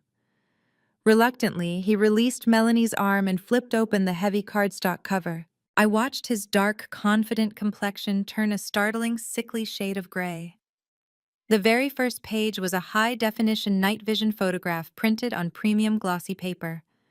It captured him sitting perfectly illuminated at my mahogany desk at 2 in the morning, his expensive suit jacket discarded, his specialized hacking rig hardwired directly into my biometric safe. The timestamp glowing in the corner of the image was irrefutable. "Did you really think I built an $8 million digital security company without implementing localized motion, activated surveillance protocols in my own home?" I asked softly, watching his hands begin to shake. "I saw you sweating, Kendrick. I watched you desperately trying to bypass my YubiKey authentication with generic spoofing scripts. You were so frustrated you practically begged Gavin to break my firewall." Kendrick's mouth opened, but his aggressive baritone completely vanished. He flipped to the next page with jerky, uncoordinated movements. The arrogance drained from his body as he stared at a thick, heavily redacted legal document bearing the official seal of the United States Securities and Exchange Commission. "That is an expedited whistleblower submission," I explained, leaning back in my chair and folding my hands neatly in my lap. "I spent my early morning routing a complete forensic digital trace of your entire investment firm directly to the federal authorities. I highlighted exactly how you have been paying your early investors with capital from new clients. You do not manage a decentralized empire. You run a pathetic, hollow Ponzi scheme, and your liquidity is absolutely zero." Melanie let out a sharp, confused gasp from the chair beside him. She looked from the terrifying legal documents to her husband's terrified face. "Kendrick, what is she talking about?" Melanie demanded, her voice shrill and trembling. "Tell her she is lying. Tell her our accounts are fine." Kendrick could not even look at his wife. He was staring at the SEC documents like a man looking at his own gravestone. Elliot stepped forward perfectly, buttoning his pitch-black suit jacket, radiating the cold surgical precision of a legal predator. "It gets substantially worse for you, Kendrick," my attorney stated, his voice slicing through the heavy air. "The digital hack and the SEC audit are merely the appetizers. Late last night, my client secured a high-grade military-level audio recording of your private conversation with Gavin on the terrace." Kendrick's eyes widened in sheer unadulterated horror. The realization hit him like a physical blow to the chest. "You confessed to everything," Elliot continued ruthlessly. "You admitted that the FBI had already served you with a subpoena. You admitted that you were going to use my client's $8 million payout to pacify the federal auditors just long enough to unfreeze your travel assets. And you detailed your explicit plan to abandon your family, steal $6 million, and flee to a non-extradition country before the authorities could lock you up." Melanie let out a guttural, ear-piercing shriek that rattled the crystal espresso cups on the marble table. She surged to her feet, her meticulously crafted high society facade shattering into a million jagged pieces. "You were going to leave me!" Melanie screamed, grabbing Kendrick by the lapels of his expensive suit and violently shaking him. "You were going to steal her money and run away while the feds seized my house. You absolute coward." Kendrick stumbled backward, desperately trying to pry his hysterical wife off his chest. "Melanie, stop," he pleaded, his voice cracking with absolute panic. "I had to secure the funds. I was going to send for you later." "Liar!" I cut in, my voice snapping like a whip across the room. "You told Gavin to institutionalize me and claim market volatility when the money vanished. You were perfectly willing to leave me locked in a psychiatric ward and leave your own wife entirely destitute to save your own skin." Melanie spun around, her face twisted with a level of pure venomous hatred I had never seen before. She abandoned her husband and lunged directly at me, her hands curled into claws, her designer handbag falling to the floor. "You ruined everything," Melanie screeched, spittle flying from her lips as she charged across the room. "This is your fault. You set us up." She did not make it past the center of the marble table. The two sharp-suited legal associates moved with blinding speed, intercepting Melanie before she could even come within reaching distance of my chair. They gripped her arms firmly, forcing her aggressively back into her plush leather seat. She thrashed wildly against their iron grip, hyperventilating, her perfectly styled hair falling into a messy, chaotic tangle across her tear-streaked face. I looked down at my sister-in-law, feeling absolutely no pity for the woman who had happily planned to purchase a $200,000 Porsche with the proceeds of my intended murder.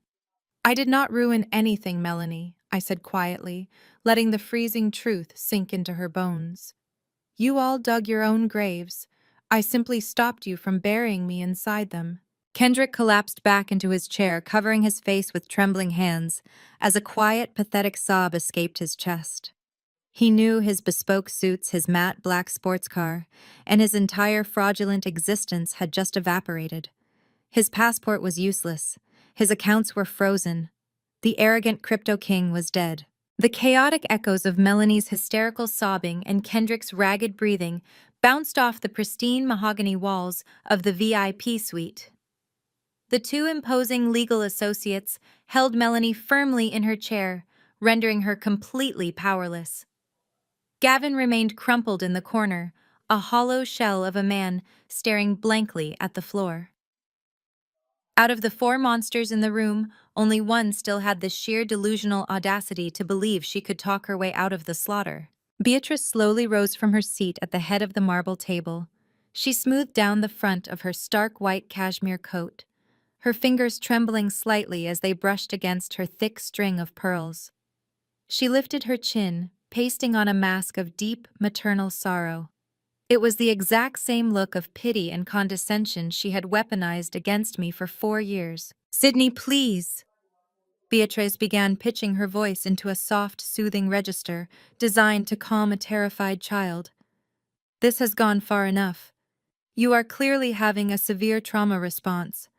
Gavin made a terrible, unforgivable mistake with his gambling debts, and Kendrick has evidently lost his way, but you are destroying the entire family.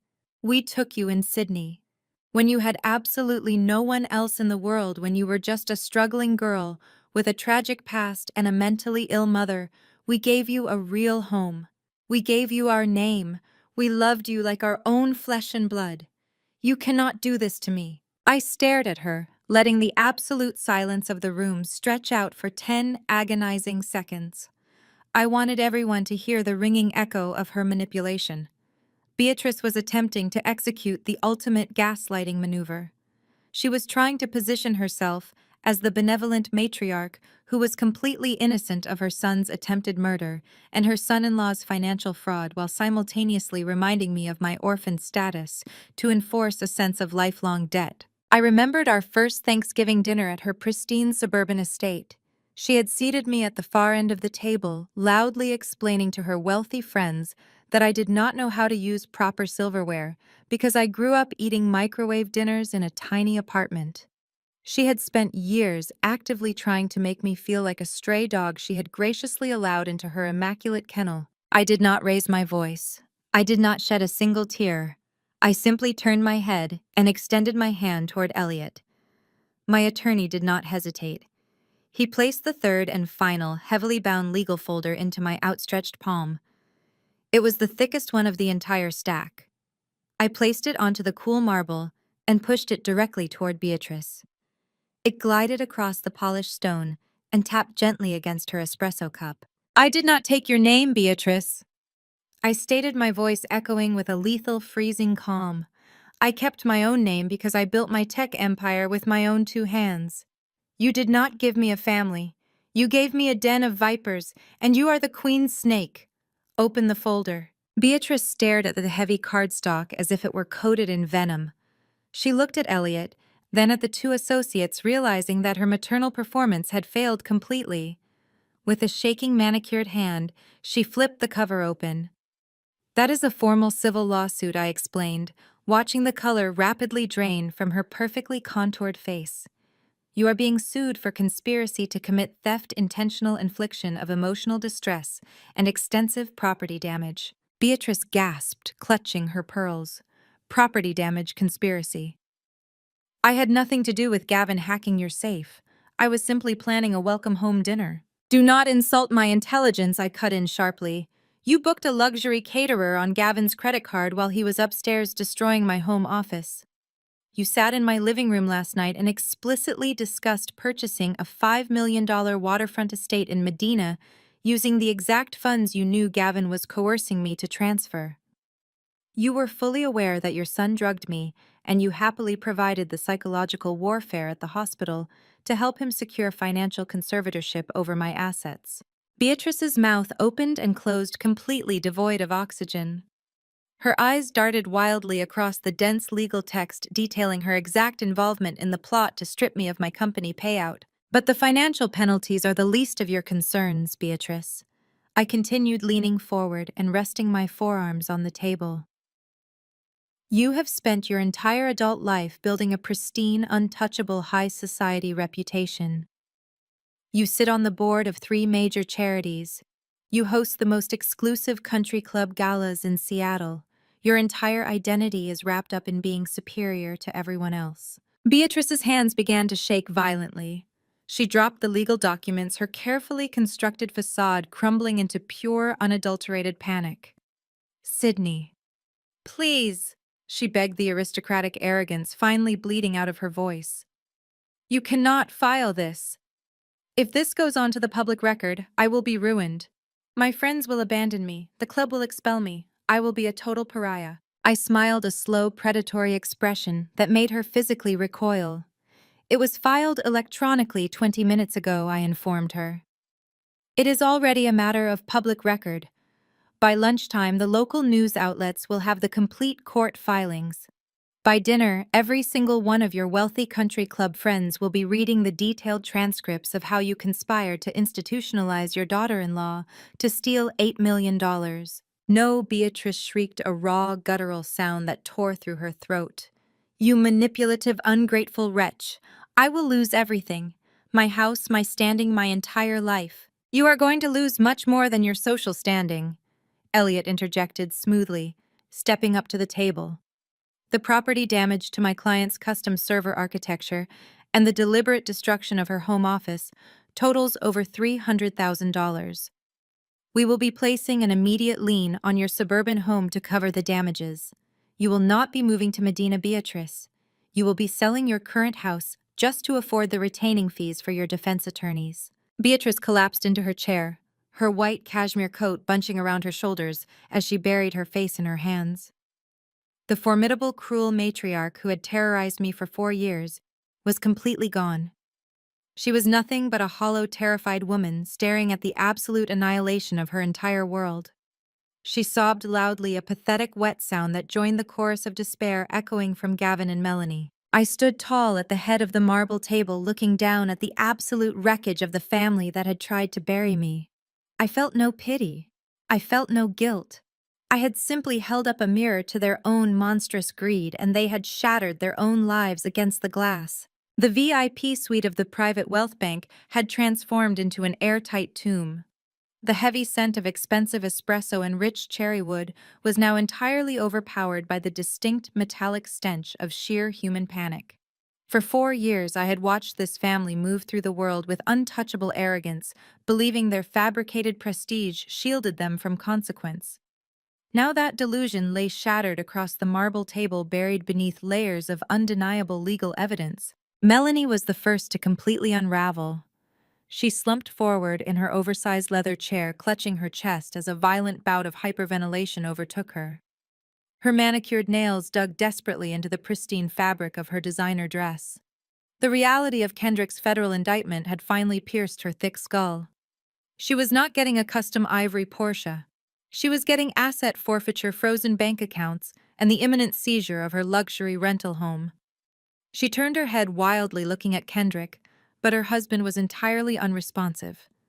The sharp, successful African-American crypto consultant was frozen like a statue, staring blankly at the wall, his mind already calculating the bleak reality of a 20-year sentence in a federal penitentiary. Melanie shifted her frantic gaze to me. "Sydney, please," she gasped, struggling to pull oxygen into her lungs. "I did not know Gavin was going to poison you. I swear I did not know about the drugs. You cannot let them take everything from me. I will testify against them.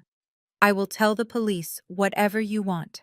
I looked at my sister-in-law, feeling a profound sense of disgust.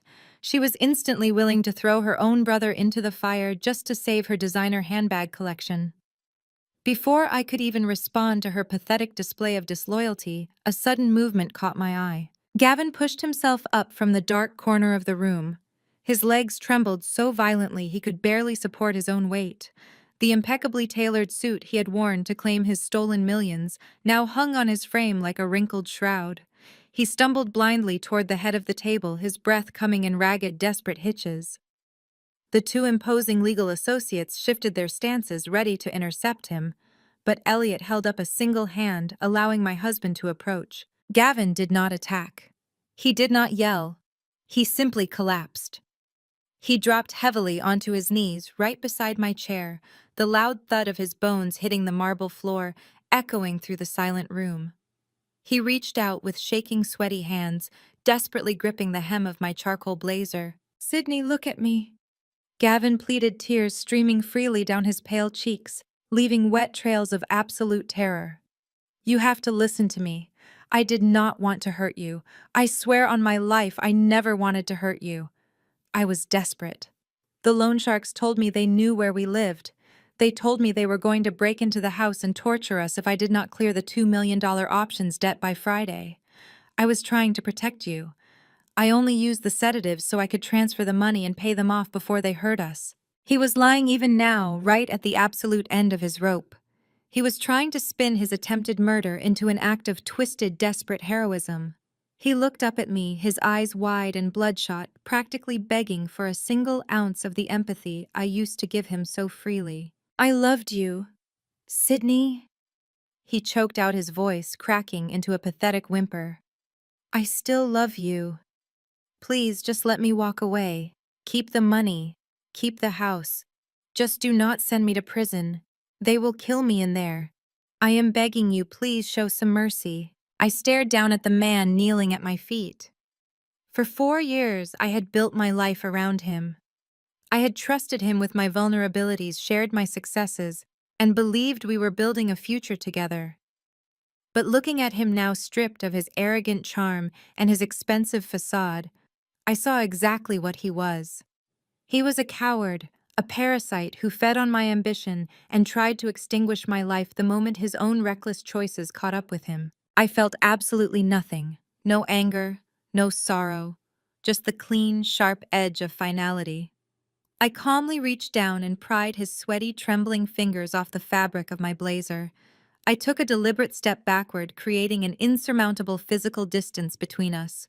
I stood up to my full height, carefully adjusting the lapels of my coat, ensuring my posture projected the unshakable power of a woman who had just conquered her own nightmare. "You do not know the meaning of the word love, Gavin," I stated, my voice ringing out with cold, deliberate precision. "Love does not slip muscle relaxants into a glass of Cabernet. Love does not stand over an unconscious body and plot a bank transfer. You did not do this to protect me. You did this because you are a weak gambling addict who thought his self-made wife was just a bank account waiting to be drained." Gavin let out a miserable sob, burying his face in his hands as he remained kneeling on the cold floor. "You all thought you were so incredibly smart." I continued, letting my gaze sweep across the ruined family.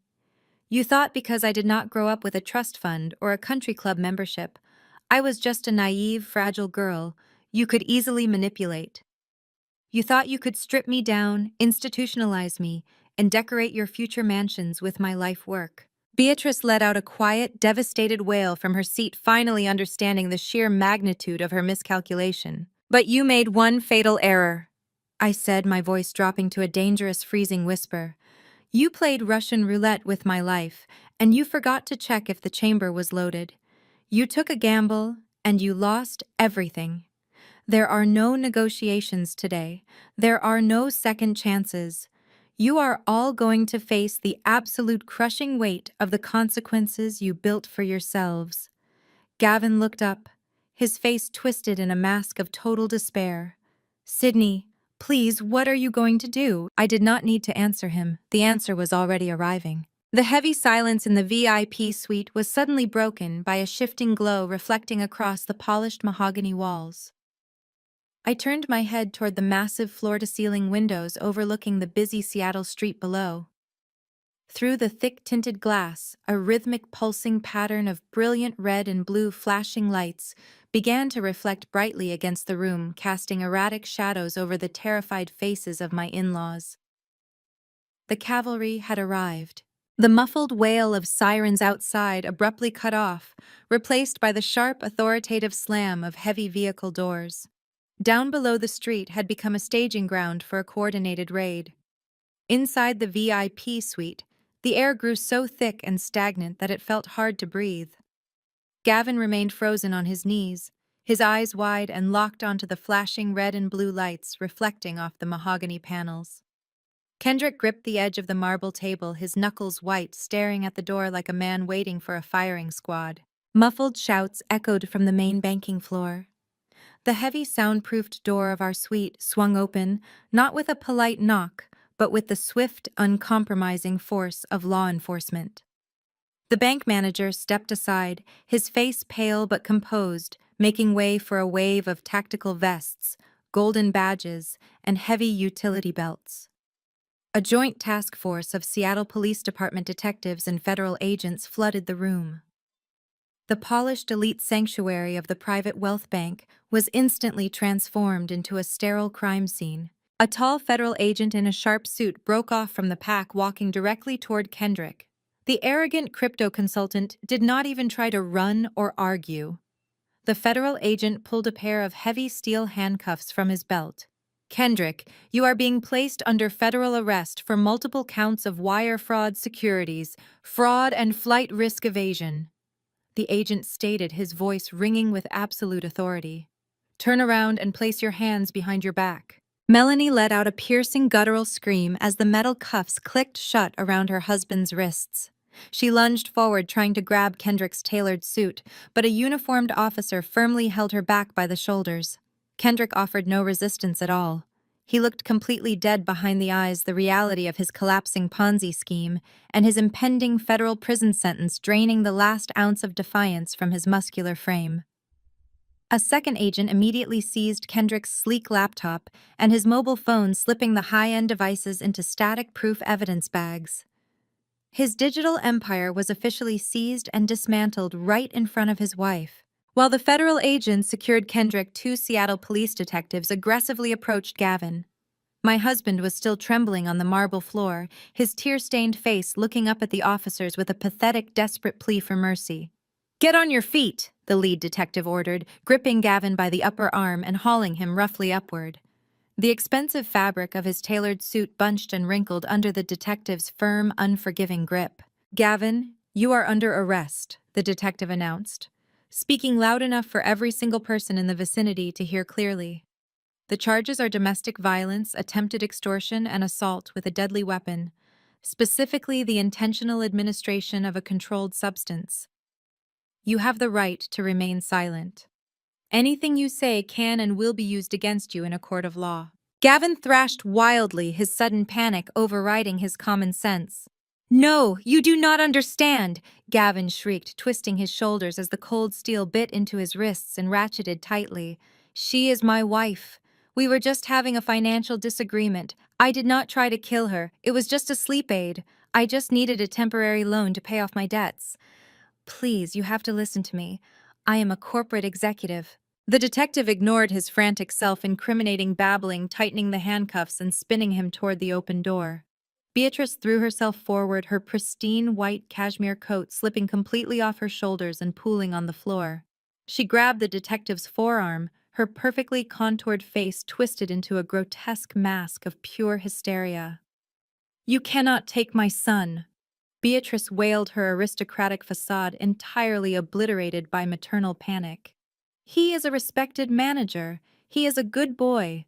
That woman is lying. She set him up to steal our family legacy."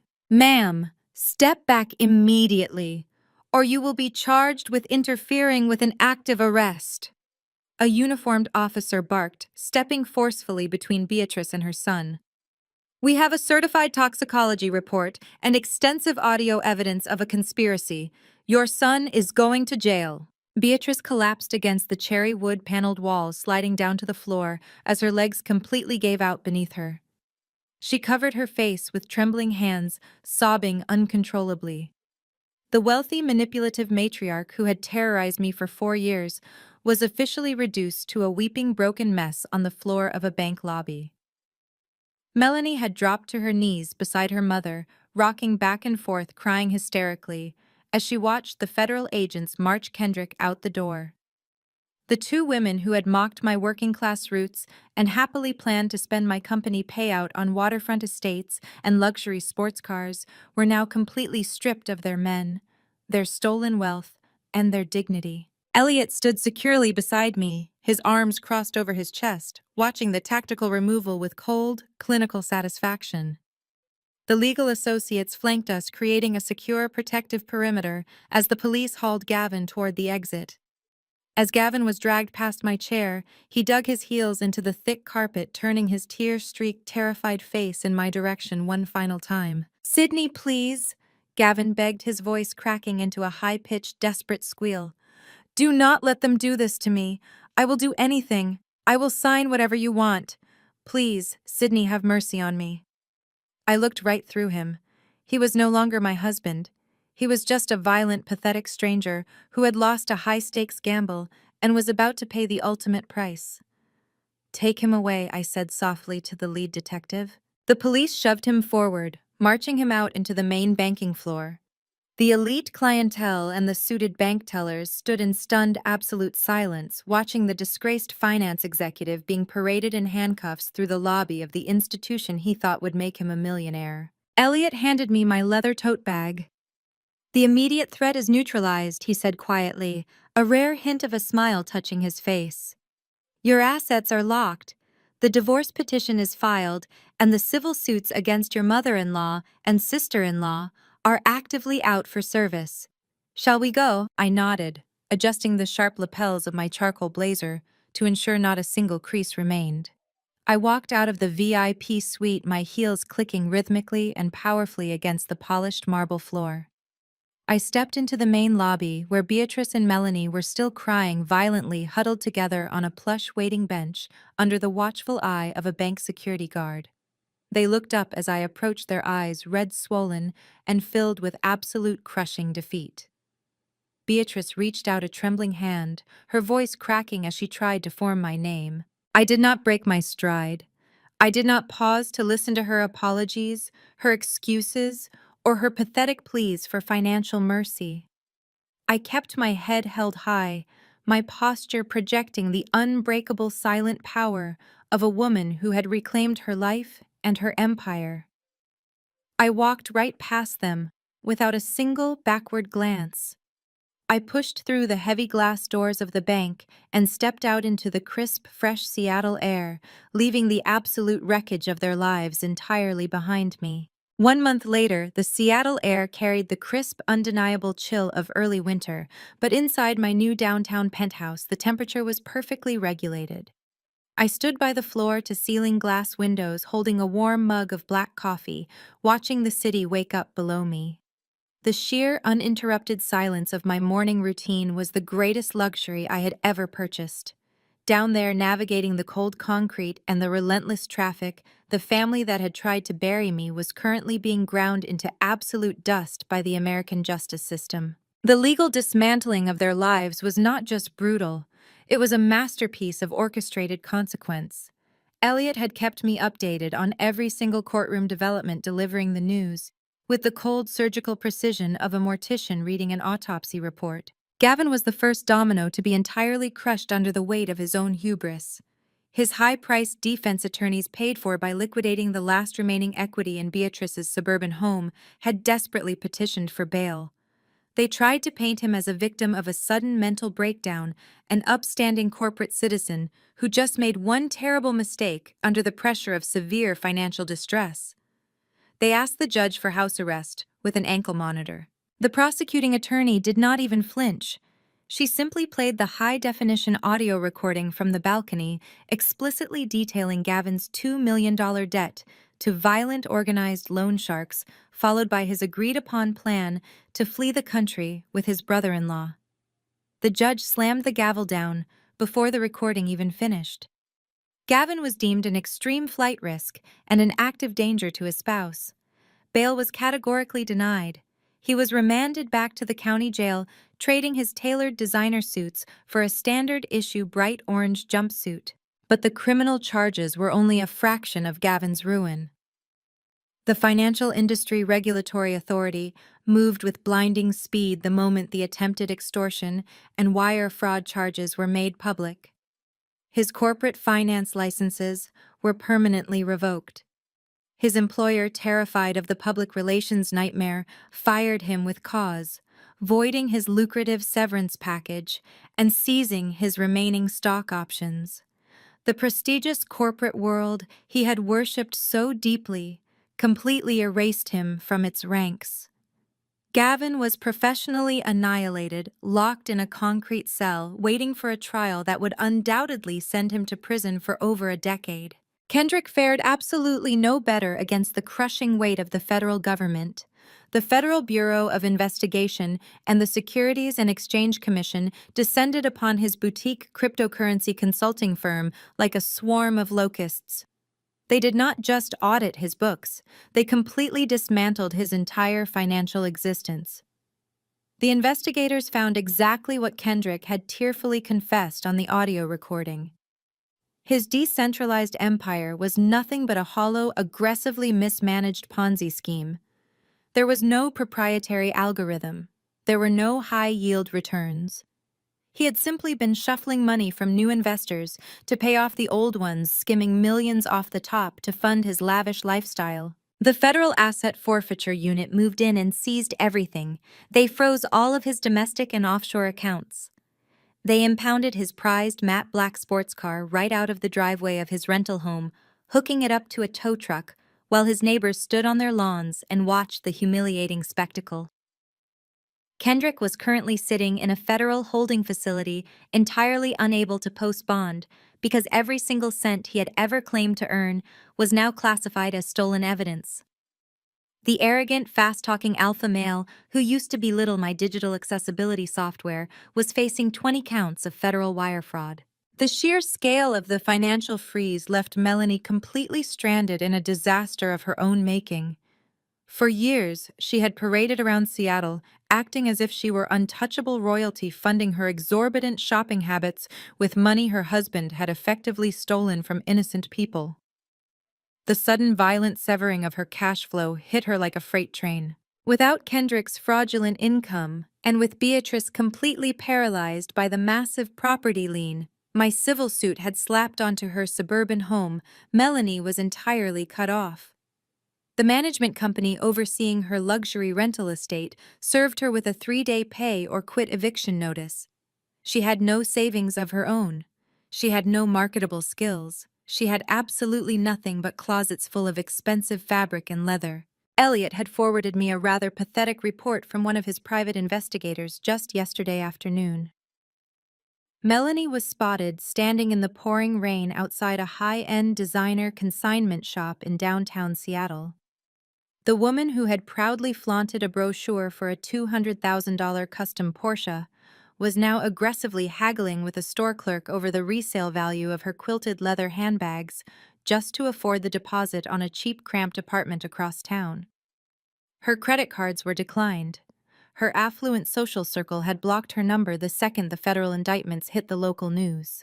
She was packing her belongings into garbage bags, utterly humiliated and completely broke. I took a slow, deliberate sip of my coffee, feeling the warm liquid slide down my throat. I watched a ferry glide smoothly across the dark blue waters of the Puget Sound in the distance. A month ago, I was fighting to keep my heart beating on a dining room floor, surrounded by monsters waiting for me to die. They had fully expected to step over my corpse to secure their waterfront mansions and luxury cars. Now they were locked in cages or begging for scraps, entirely consumed by the fires of their own greed. I felt absolutely no remorse. I felt no lingering sadness for the husband who had tried to murder me, or the family that had cheered him on. I simply turned away from the window, set my empty coffee mug on the kitchen counter, and walked toward my home office to begin my workday. The dominoes had fallen exactly as they were meant to, and I was completely wonderfully unbothered. Beatrice had spent her entire adult life meticulously constructing an impenetrable fortress of social superiority. She worshipped the gilded hierarchy of Seattle's elite, curating her friendships based on net worth and country club lineage. She honestly believed that her pristine reputation would shield her from any real consequence. She was profoundly, catastrophically wrong. The American justice system had dismantled her son and son-in-law, but it was the high society she so desperately craved that ultimately delivered her absolute ruin. The story did not stay contained within the mahogany walls of the private wealth bank. The details of the federal raid and Gavin's arrest were simply too sensational to suppress. The local news stations picked up the story within 48 hours. The headline, "Poisoned for a Payout," flashed across every major news network in the Pacific Northwest. The reporters did not hold back. They detailed the entire conspiracy, outlining how a respected corporate finance executive had attempted to murder his self-made tech founder wife to cover violent gambling debts, aided by his mother and sister. They broadcasted Kendrick's federal indictment for running a multi-million-dollar crypto Ponzi scheme right alongside Gavin's mugshot. Beatrice's carefully curated world imploded with terrifying speed. The first blow came from the Seattle Heritage Country Club, an exclusive institution where Beatrice had reigned supreme for over 2 decades. The board of directors held an emergency meeting the morning the news broke. They did not even bother to call her in for a hearing. A courier simply arrived at her suburban estate, delivering a heavy cream-colored envelope containing a formal letter of expulsion. The letter stated that the family's recent legal controversies fundamentally violated the club's strict moral turpitude clause. Her membership was permanently revoked effective immediately.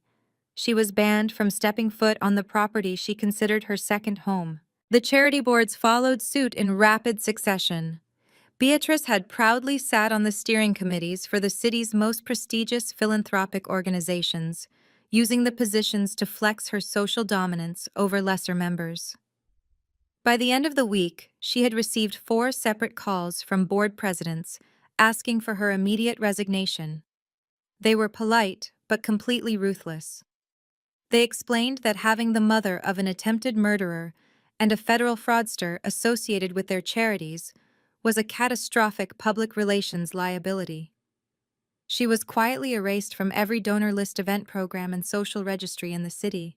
Beatrice tried desperately to cling to her remaining social lifelines. She started calling her closest, wealthiest friends, hoping to spin the narrative, eager to play the victim of a vindictive daughter-in-law. But the phone lines were dead. The women who had happily drank her imported wine and nodded along as she insulted my modest background now refused to answer her calls. They blocked her number. When Beatrice attempted to show up uninvited to a high society luncheon she had previously RSVP'd to, the hostess actually had the private security team turn her away at the gates. Beatrice was treated like a carrier of a highly contagious, socially fatal disease. She was entirely excommunicated. The psychological devastation of her social ruin was quickly overshadowed by the crushing reality of her financial collapse. Gavin's high-powered defense attorneys demanded an exorbitant, non-refundable retainer fee just to take the case, warning Beatrice that fighting an attempted murder charge backed by federal audio recordings and certified toxicology reports would require a massive legal team. Beatrice had no liquid assets left to cover the costs. The civil lawsuit I had filed against her and Melanie for conspiracy, emotional abuse, and the $300,000 in property damage to my server architecture had effectively placed a massive legal lien on her suburban estate. She could not access her credit lines. She could not leverage her investments. The only way she could physically pay for her son's defense was to sell the pristine, sprawling suburban mansion she had used to assert her dominance over me for 4 years. I watched the real estate listing pop up on my tablet while eating breakfast in my penthouse. The listing agent, clearly trying to distance the property from the scandal, had quietly put it on the market as a highly motivated seller seeking an all-cash offer. They were desperate. The asking price was slashed aggressively, coming in hundreds of thousands of dollars below market value, just to secure a quick sale. Beatrice was forced to pack up her life in a matter of weeks. The woman who had sneered at my working-class roots, who had gleefully planned to move into a $5 million waterfront mansion in Medina using my stolen company payout, was now frantically boxing up her designer clothes to move into a cramped, aggressively mediocre apartment complex on the outskirts of the city. She had to hire discount movers because she could no longer afford the premium white glove services she usually demanded. She watched strangers trample through her pristine living room, haggling over the price of her antique furniture during a hastily arranged estate sale. She was stripped of her home, her status, and the very identity she had used to terrorize me. The elite matriarch was completely gone, replaced by a desperate, ruined woman facing a mountain of insurmountable legal debt and absolute public humiliation. And the most beautiful part of her entire collapse was that I did not have to lift a single finger to execute it. The society she worshipped had devoured her whole. The absolute tranquility of my penthouse was abruptly shattered by the sharp, persistent ringing of my personal cell phone. I had blocked every single phone number associated with my former in-laws the very morning I walked out of the private wealth bank.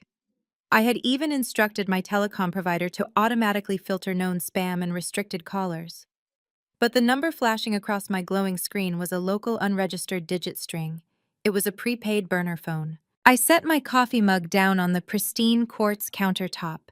A part of me knew exactly who was on the other end of the line. I could have simply ignored it, letting it ring out into the digital void, but I picked up the device and pressed the green accept button. I did not say a word.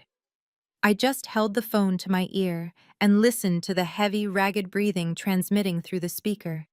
"Sydney, please do not hang up." The voice was rough, trembling, and completely stripped of its usual aristocratic polish. It was Beatrice.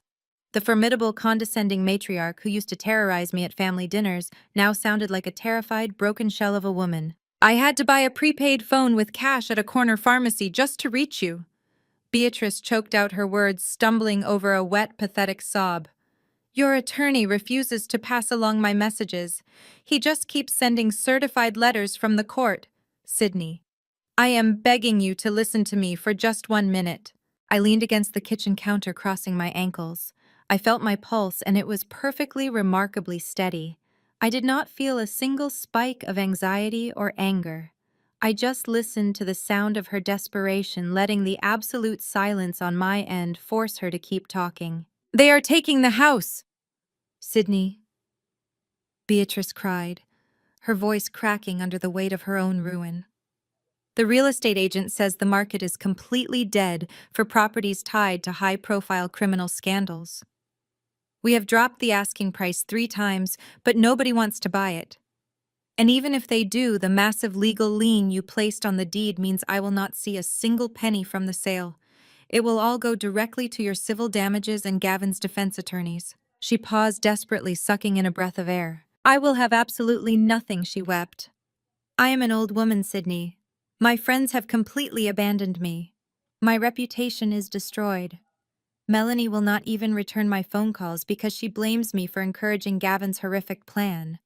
I am entirely alone. If you do not drop the civil lawsuit, I am going to end up on the street. You have your company. You have your $8 million. You already won. Please, I am begging you to show a little bit of mercy. I stared out the floor-to-ceiling windows, watching the gray Seattle clouds roll slowly over the city skyline. Beatrice was trying to execute one final desperate manipulation. She was trying to frame my pursuit of justice as an act of excessive cruelty, hoping to trigger the same people-pleasing anxiety she had exploited for 4 long years.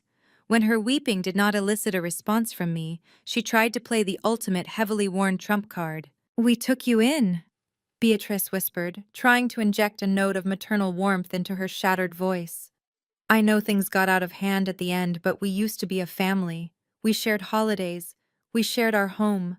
Deep down underneath all of this legal warfare and anger, you know I always cared about you. You cannot just throw your family out onto the cold street. The audacity of her statement hung in the air, thick and suffocating. She was literally trying to leverage the concept of family loyalty against the woman her son had just tried to assassinate. She wanted me to forget the toxicology report, forget the hacked server, and forget the terrifying reality of waking up in a hospital bed surrounded by predators. I did not raise my voice. I did not yell. I did not give her the satisfaction of hearing a single ounce of emotion in my tone. I spoke with a chillingly calm, surgical precision that cut straight through the phone line and directly into her bones. Family doesn't put muscle relaxants in your wine, Beatrice. A sharp, terrified gasp echoed from the other end of the line. The truth of my words hit her with the force of a physical blow, completely neutralizing her fake maternal performance. Keep the house. I continued, my voice dropping into a freezing, absolute whisper. You will need it to pay your lawyers because I am taking every cent you have left. I did not wait for her to respond. I did not want to hear another apology, another excuse, or another pathetic plea for financial mercy. I pulled the phone away from my ear and pressed the red button, terminating the connection instantly. I immediately opened my security settings, navigated to the call log, and permanently blocked the burner number. I then opened my secure messaging application and sent a quick text to Elliot, instructing him to file a formal complaint regarding Beatrice's violation of our legal contact boundaries. The message was clear. Any future communication attempts from her would be met with immediate legal sanctions. Total uncompromising no contact was officially enforced. I set the phone face down on the quartz counter and picked up my coffee mug. The liquid was still perfectly warm. I took a slow sip, savoring the rich, dark flavor. The lingering shadows of Gavin, Kendrick, Melanie, and Beatrice were finally permanently excised from my world. They had tried to push me into an early grave, and instead I had buried them alive under the weight of their own monumental greed. I turned my back on the phone, walking toward my home office to start my day entirely free and beautifully untouched by the ashes I had left behind. The morning light in Seattle is usually filtered through a thick layer of gray, but today the sun broke through the clouds with a blinding, brilliant clarity. I stood in the center of my brand new 8,000 square foot commercial penthouse office. The walls were pure glass, offering an unobstructed 360-degree view of the downtown skyline and the shimmering waters of Elliott Bay. I rested my hands on the edge of my custom-cut obsidian desk. The surface was smooth cold and perfectly pristine. There were no hidden microphones beneath it. There were no desperate, greedy relatives lurking outside the heavy oak doors waiting to tear me apart. There was only the quiet, steady hum of absolute success. It had been exactly 6 months since the federal raid at the private wealth bank. The legal machinery had ground my former in-laws into fine dust, effectively erasing them from the Seattle map. But I did not spend my days thinking about Gavin in his concrete cell or Beatrice downsizing into a cramped, aggressively mediocre apartment. I did not waste a single ounce of my energy harboring bitterness or holding on to the trauma of that night. Bitterness is a poison you drink yourself, hoping the other person dies. I had already survived one real poisoning. I was certainly not going to administer a second one to my own soul.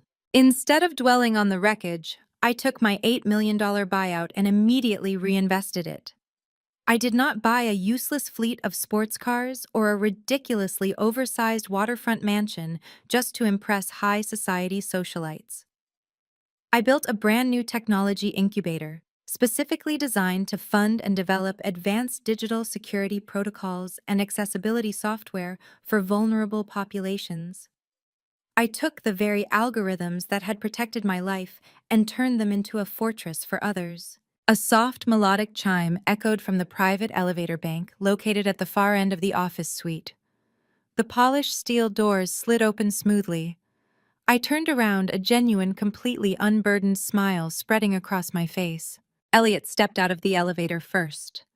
My attorney had traded his terrifying pitch-black courtroom suits for a sharp-tailored navy blazer and an open-collared shirt. The predatory edge he carried into legal battles was completely gone, replaced by the relaxed, confident demeanor of a man who had flawlessly executed his job. In his hands, he carried a frosted silver bucket holding a bottle of vintage champagne. Walking right behind him were Liam and Ivy. They were the brilliant, fiercely loyal core architects from my original development team. When Gavin had tried to frame me as mentally unstable and incompetent, it was Liam who securely routed all my digital assets into an impenetrable holding trust. It was Ivy who had meticulously installed the hidden motion-activated cameras in my home office and monitored the security logs that caught Kendrick trying to breach the firewall. They did not share my bloodline, and they did not share my last name, but they had stood right beside me on the front lines of a war they did not have to fight. "We are officially live, Sydney," Liam announced, holding up his tablet. His face was beaming with pure excitement. The initial funding rounds for the incubator just cleared the regulatory boards. We have our first cohort of developers moving into the lower floors on Monday morning. Ivy walked over and pulled me into a tight, warm embrace. "It is bulletproof," she whispered, stepping back and looking around the massive, sun-drenched office. "We ran the penetration tests all night. The new architecture is completely flawless. Nobody is ever getting past our walls again." Elliot set the silver bucket down on the corner of my obsidian desk and expertly popped the cork on the champagne. The crisp, celebratory sound echoed beautifully against the glass walls. He poured the sparkling liquid into 4 crystal flutes, handing them out to each of us. "I propose a toast," Elliot said, raising his glass toward the ceiling. "To Sydney. You faced the absolute worst kind of betrayal a person can experience. You were surrounded by people who wanted to strip you down and leave you with nothing. But you did not just survive them. You outsmarted them, you outmaneuvered them, and you built an empire directly on top of their ruins, to the new venture and to total unshakable freedom." "To freedom," Liam and Ivy echoed in unison, their voices ringing with genuine love and respect. I raised my glass, the crystal catching the bright morning sunlight. To the people who actually show up, I replied softly, my heart feeling incredibly full. To the family we choose. We clinked our glasses together. The champagne was cold crisp and tasted like absolute victory. As my team laughed and began discussing the logistical rollout for the new developers, I took a slow step back, giving them the floor. I turned my head to look out the massive windows once more. Far below me, the city moved at its usual frantic pace. People were rushing to meetings, fighting for promotions, and desperately trying to climb ladders built by other people. I had stepped completely off that ladder. I had cut away the dead weight of a toxic marriage and a parasitic family, leaving behind a life built on expectations and obligation. Gavin, Beatrice, Melanie, and Kendrick had severely underestimated me. They saw a woman with a modest background and assumed I was a naive target. They thought my kindness was weakness. They learned the hardest possible way that I possessed a spine made of reinforced steel. They gambled their lives for a payout, and they ended up with absolutely nothing. I stood at the pinnacle of the city, surrounded by colleagues who respected my mind and an attorney who protected my future. I had my wealth, my health, and my sanity perfectly intact. I took a deep breath of the clean, quiet air inside my penthouse office. They had tried to bury me, but they forgot I was a seed. I had grown into an untouchable force, and my ultimate devastating revenge was simply living a beautiful, wildly successful life, completely and utterly unbothered. Sydney's journey teaches a profound lesson about self-worth. Legal ties do not define a true family. When faced with ultimate betrayal by her husband and in-laws, she didn't succumb to their gaslighting or despair. Instead, she used her sharp intellect to secure her assets and let their own greed destroy them. The most empowering takeaway is that the greatest revenge isn't seeking destruction, but rather building an impenetrable, thriving life without them. She found genuine loyalty in her chosen family of supportive colleagues. Stand firm in your truth and protect your peace today. Please share your story and comment below.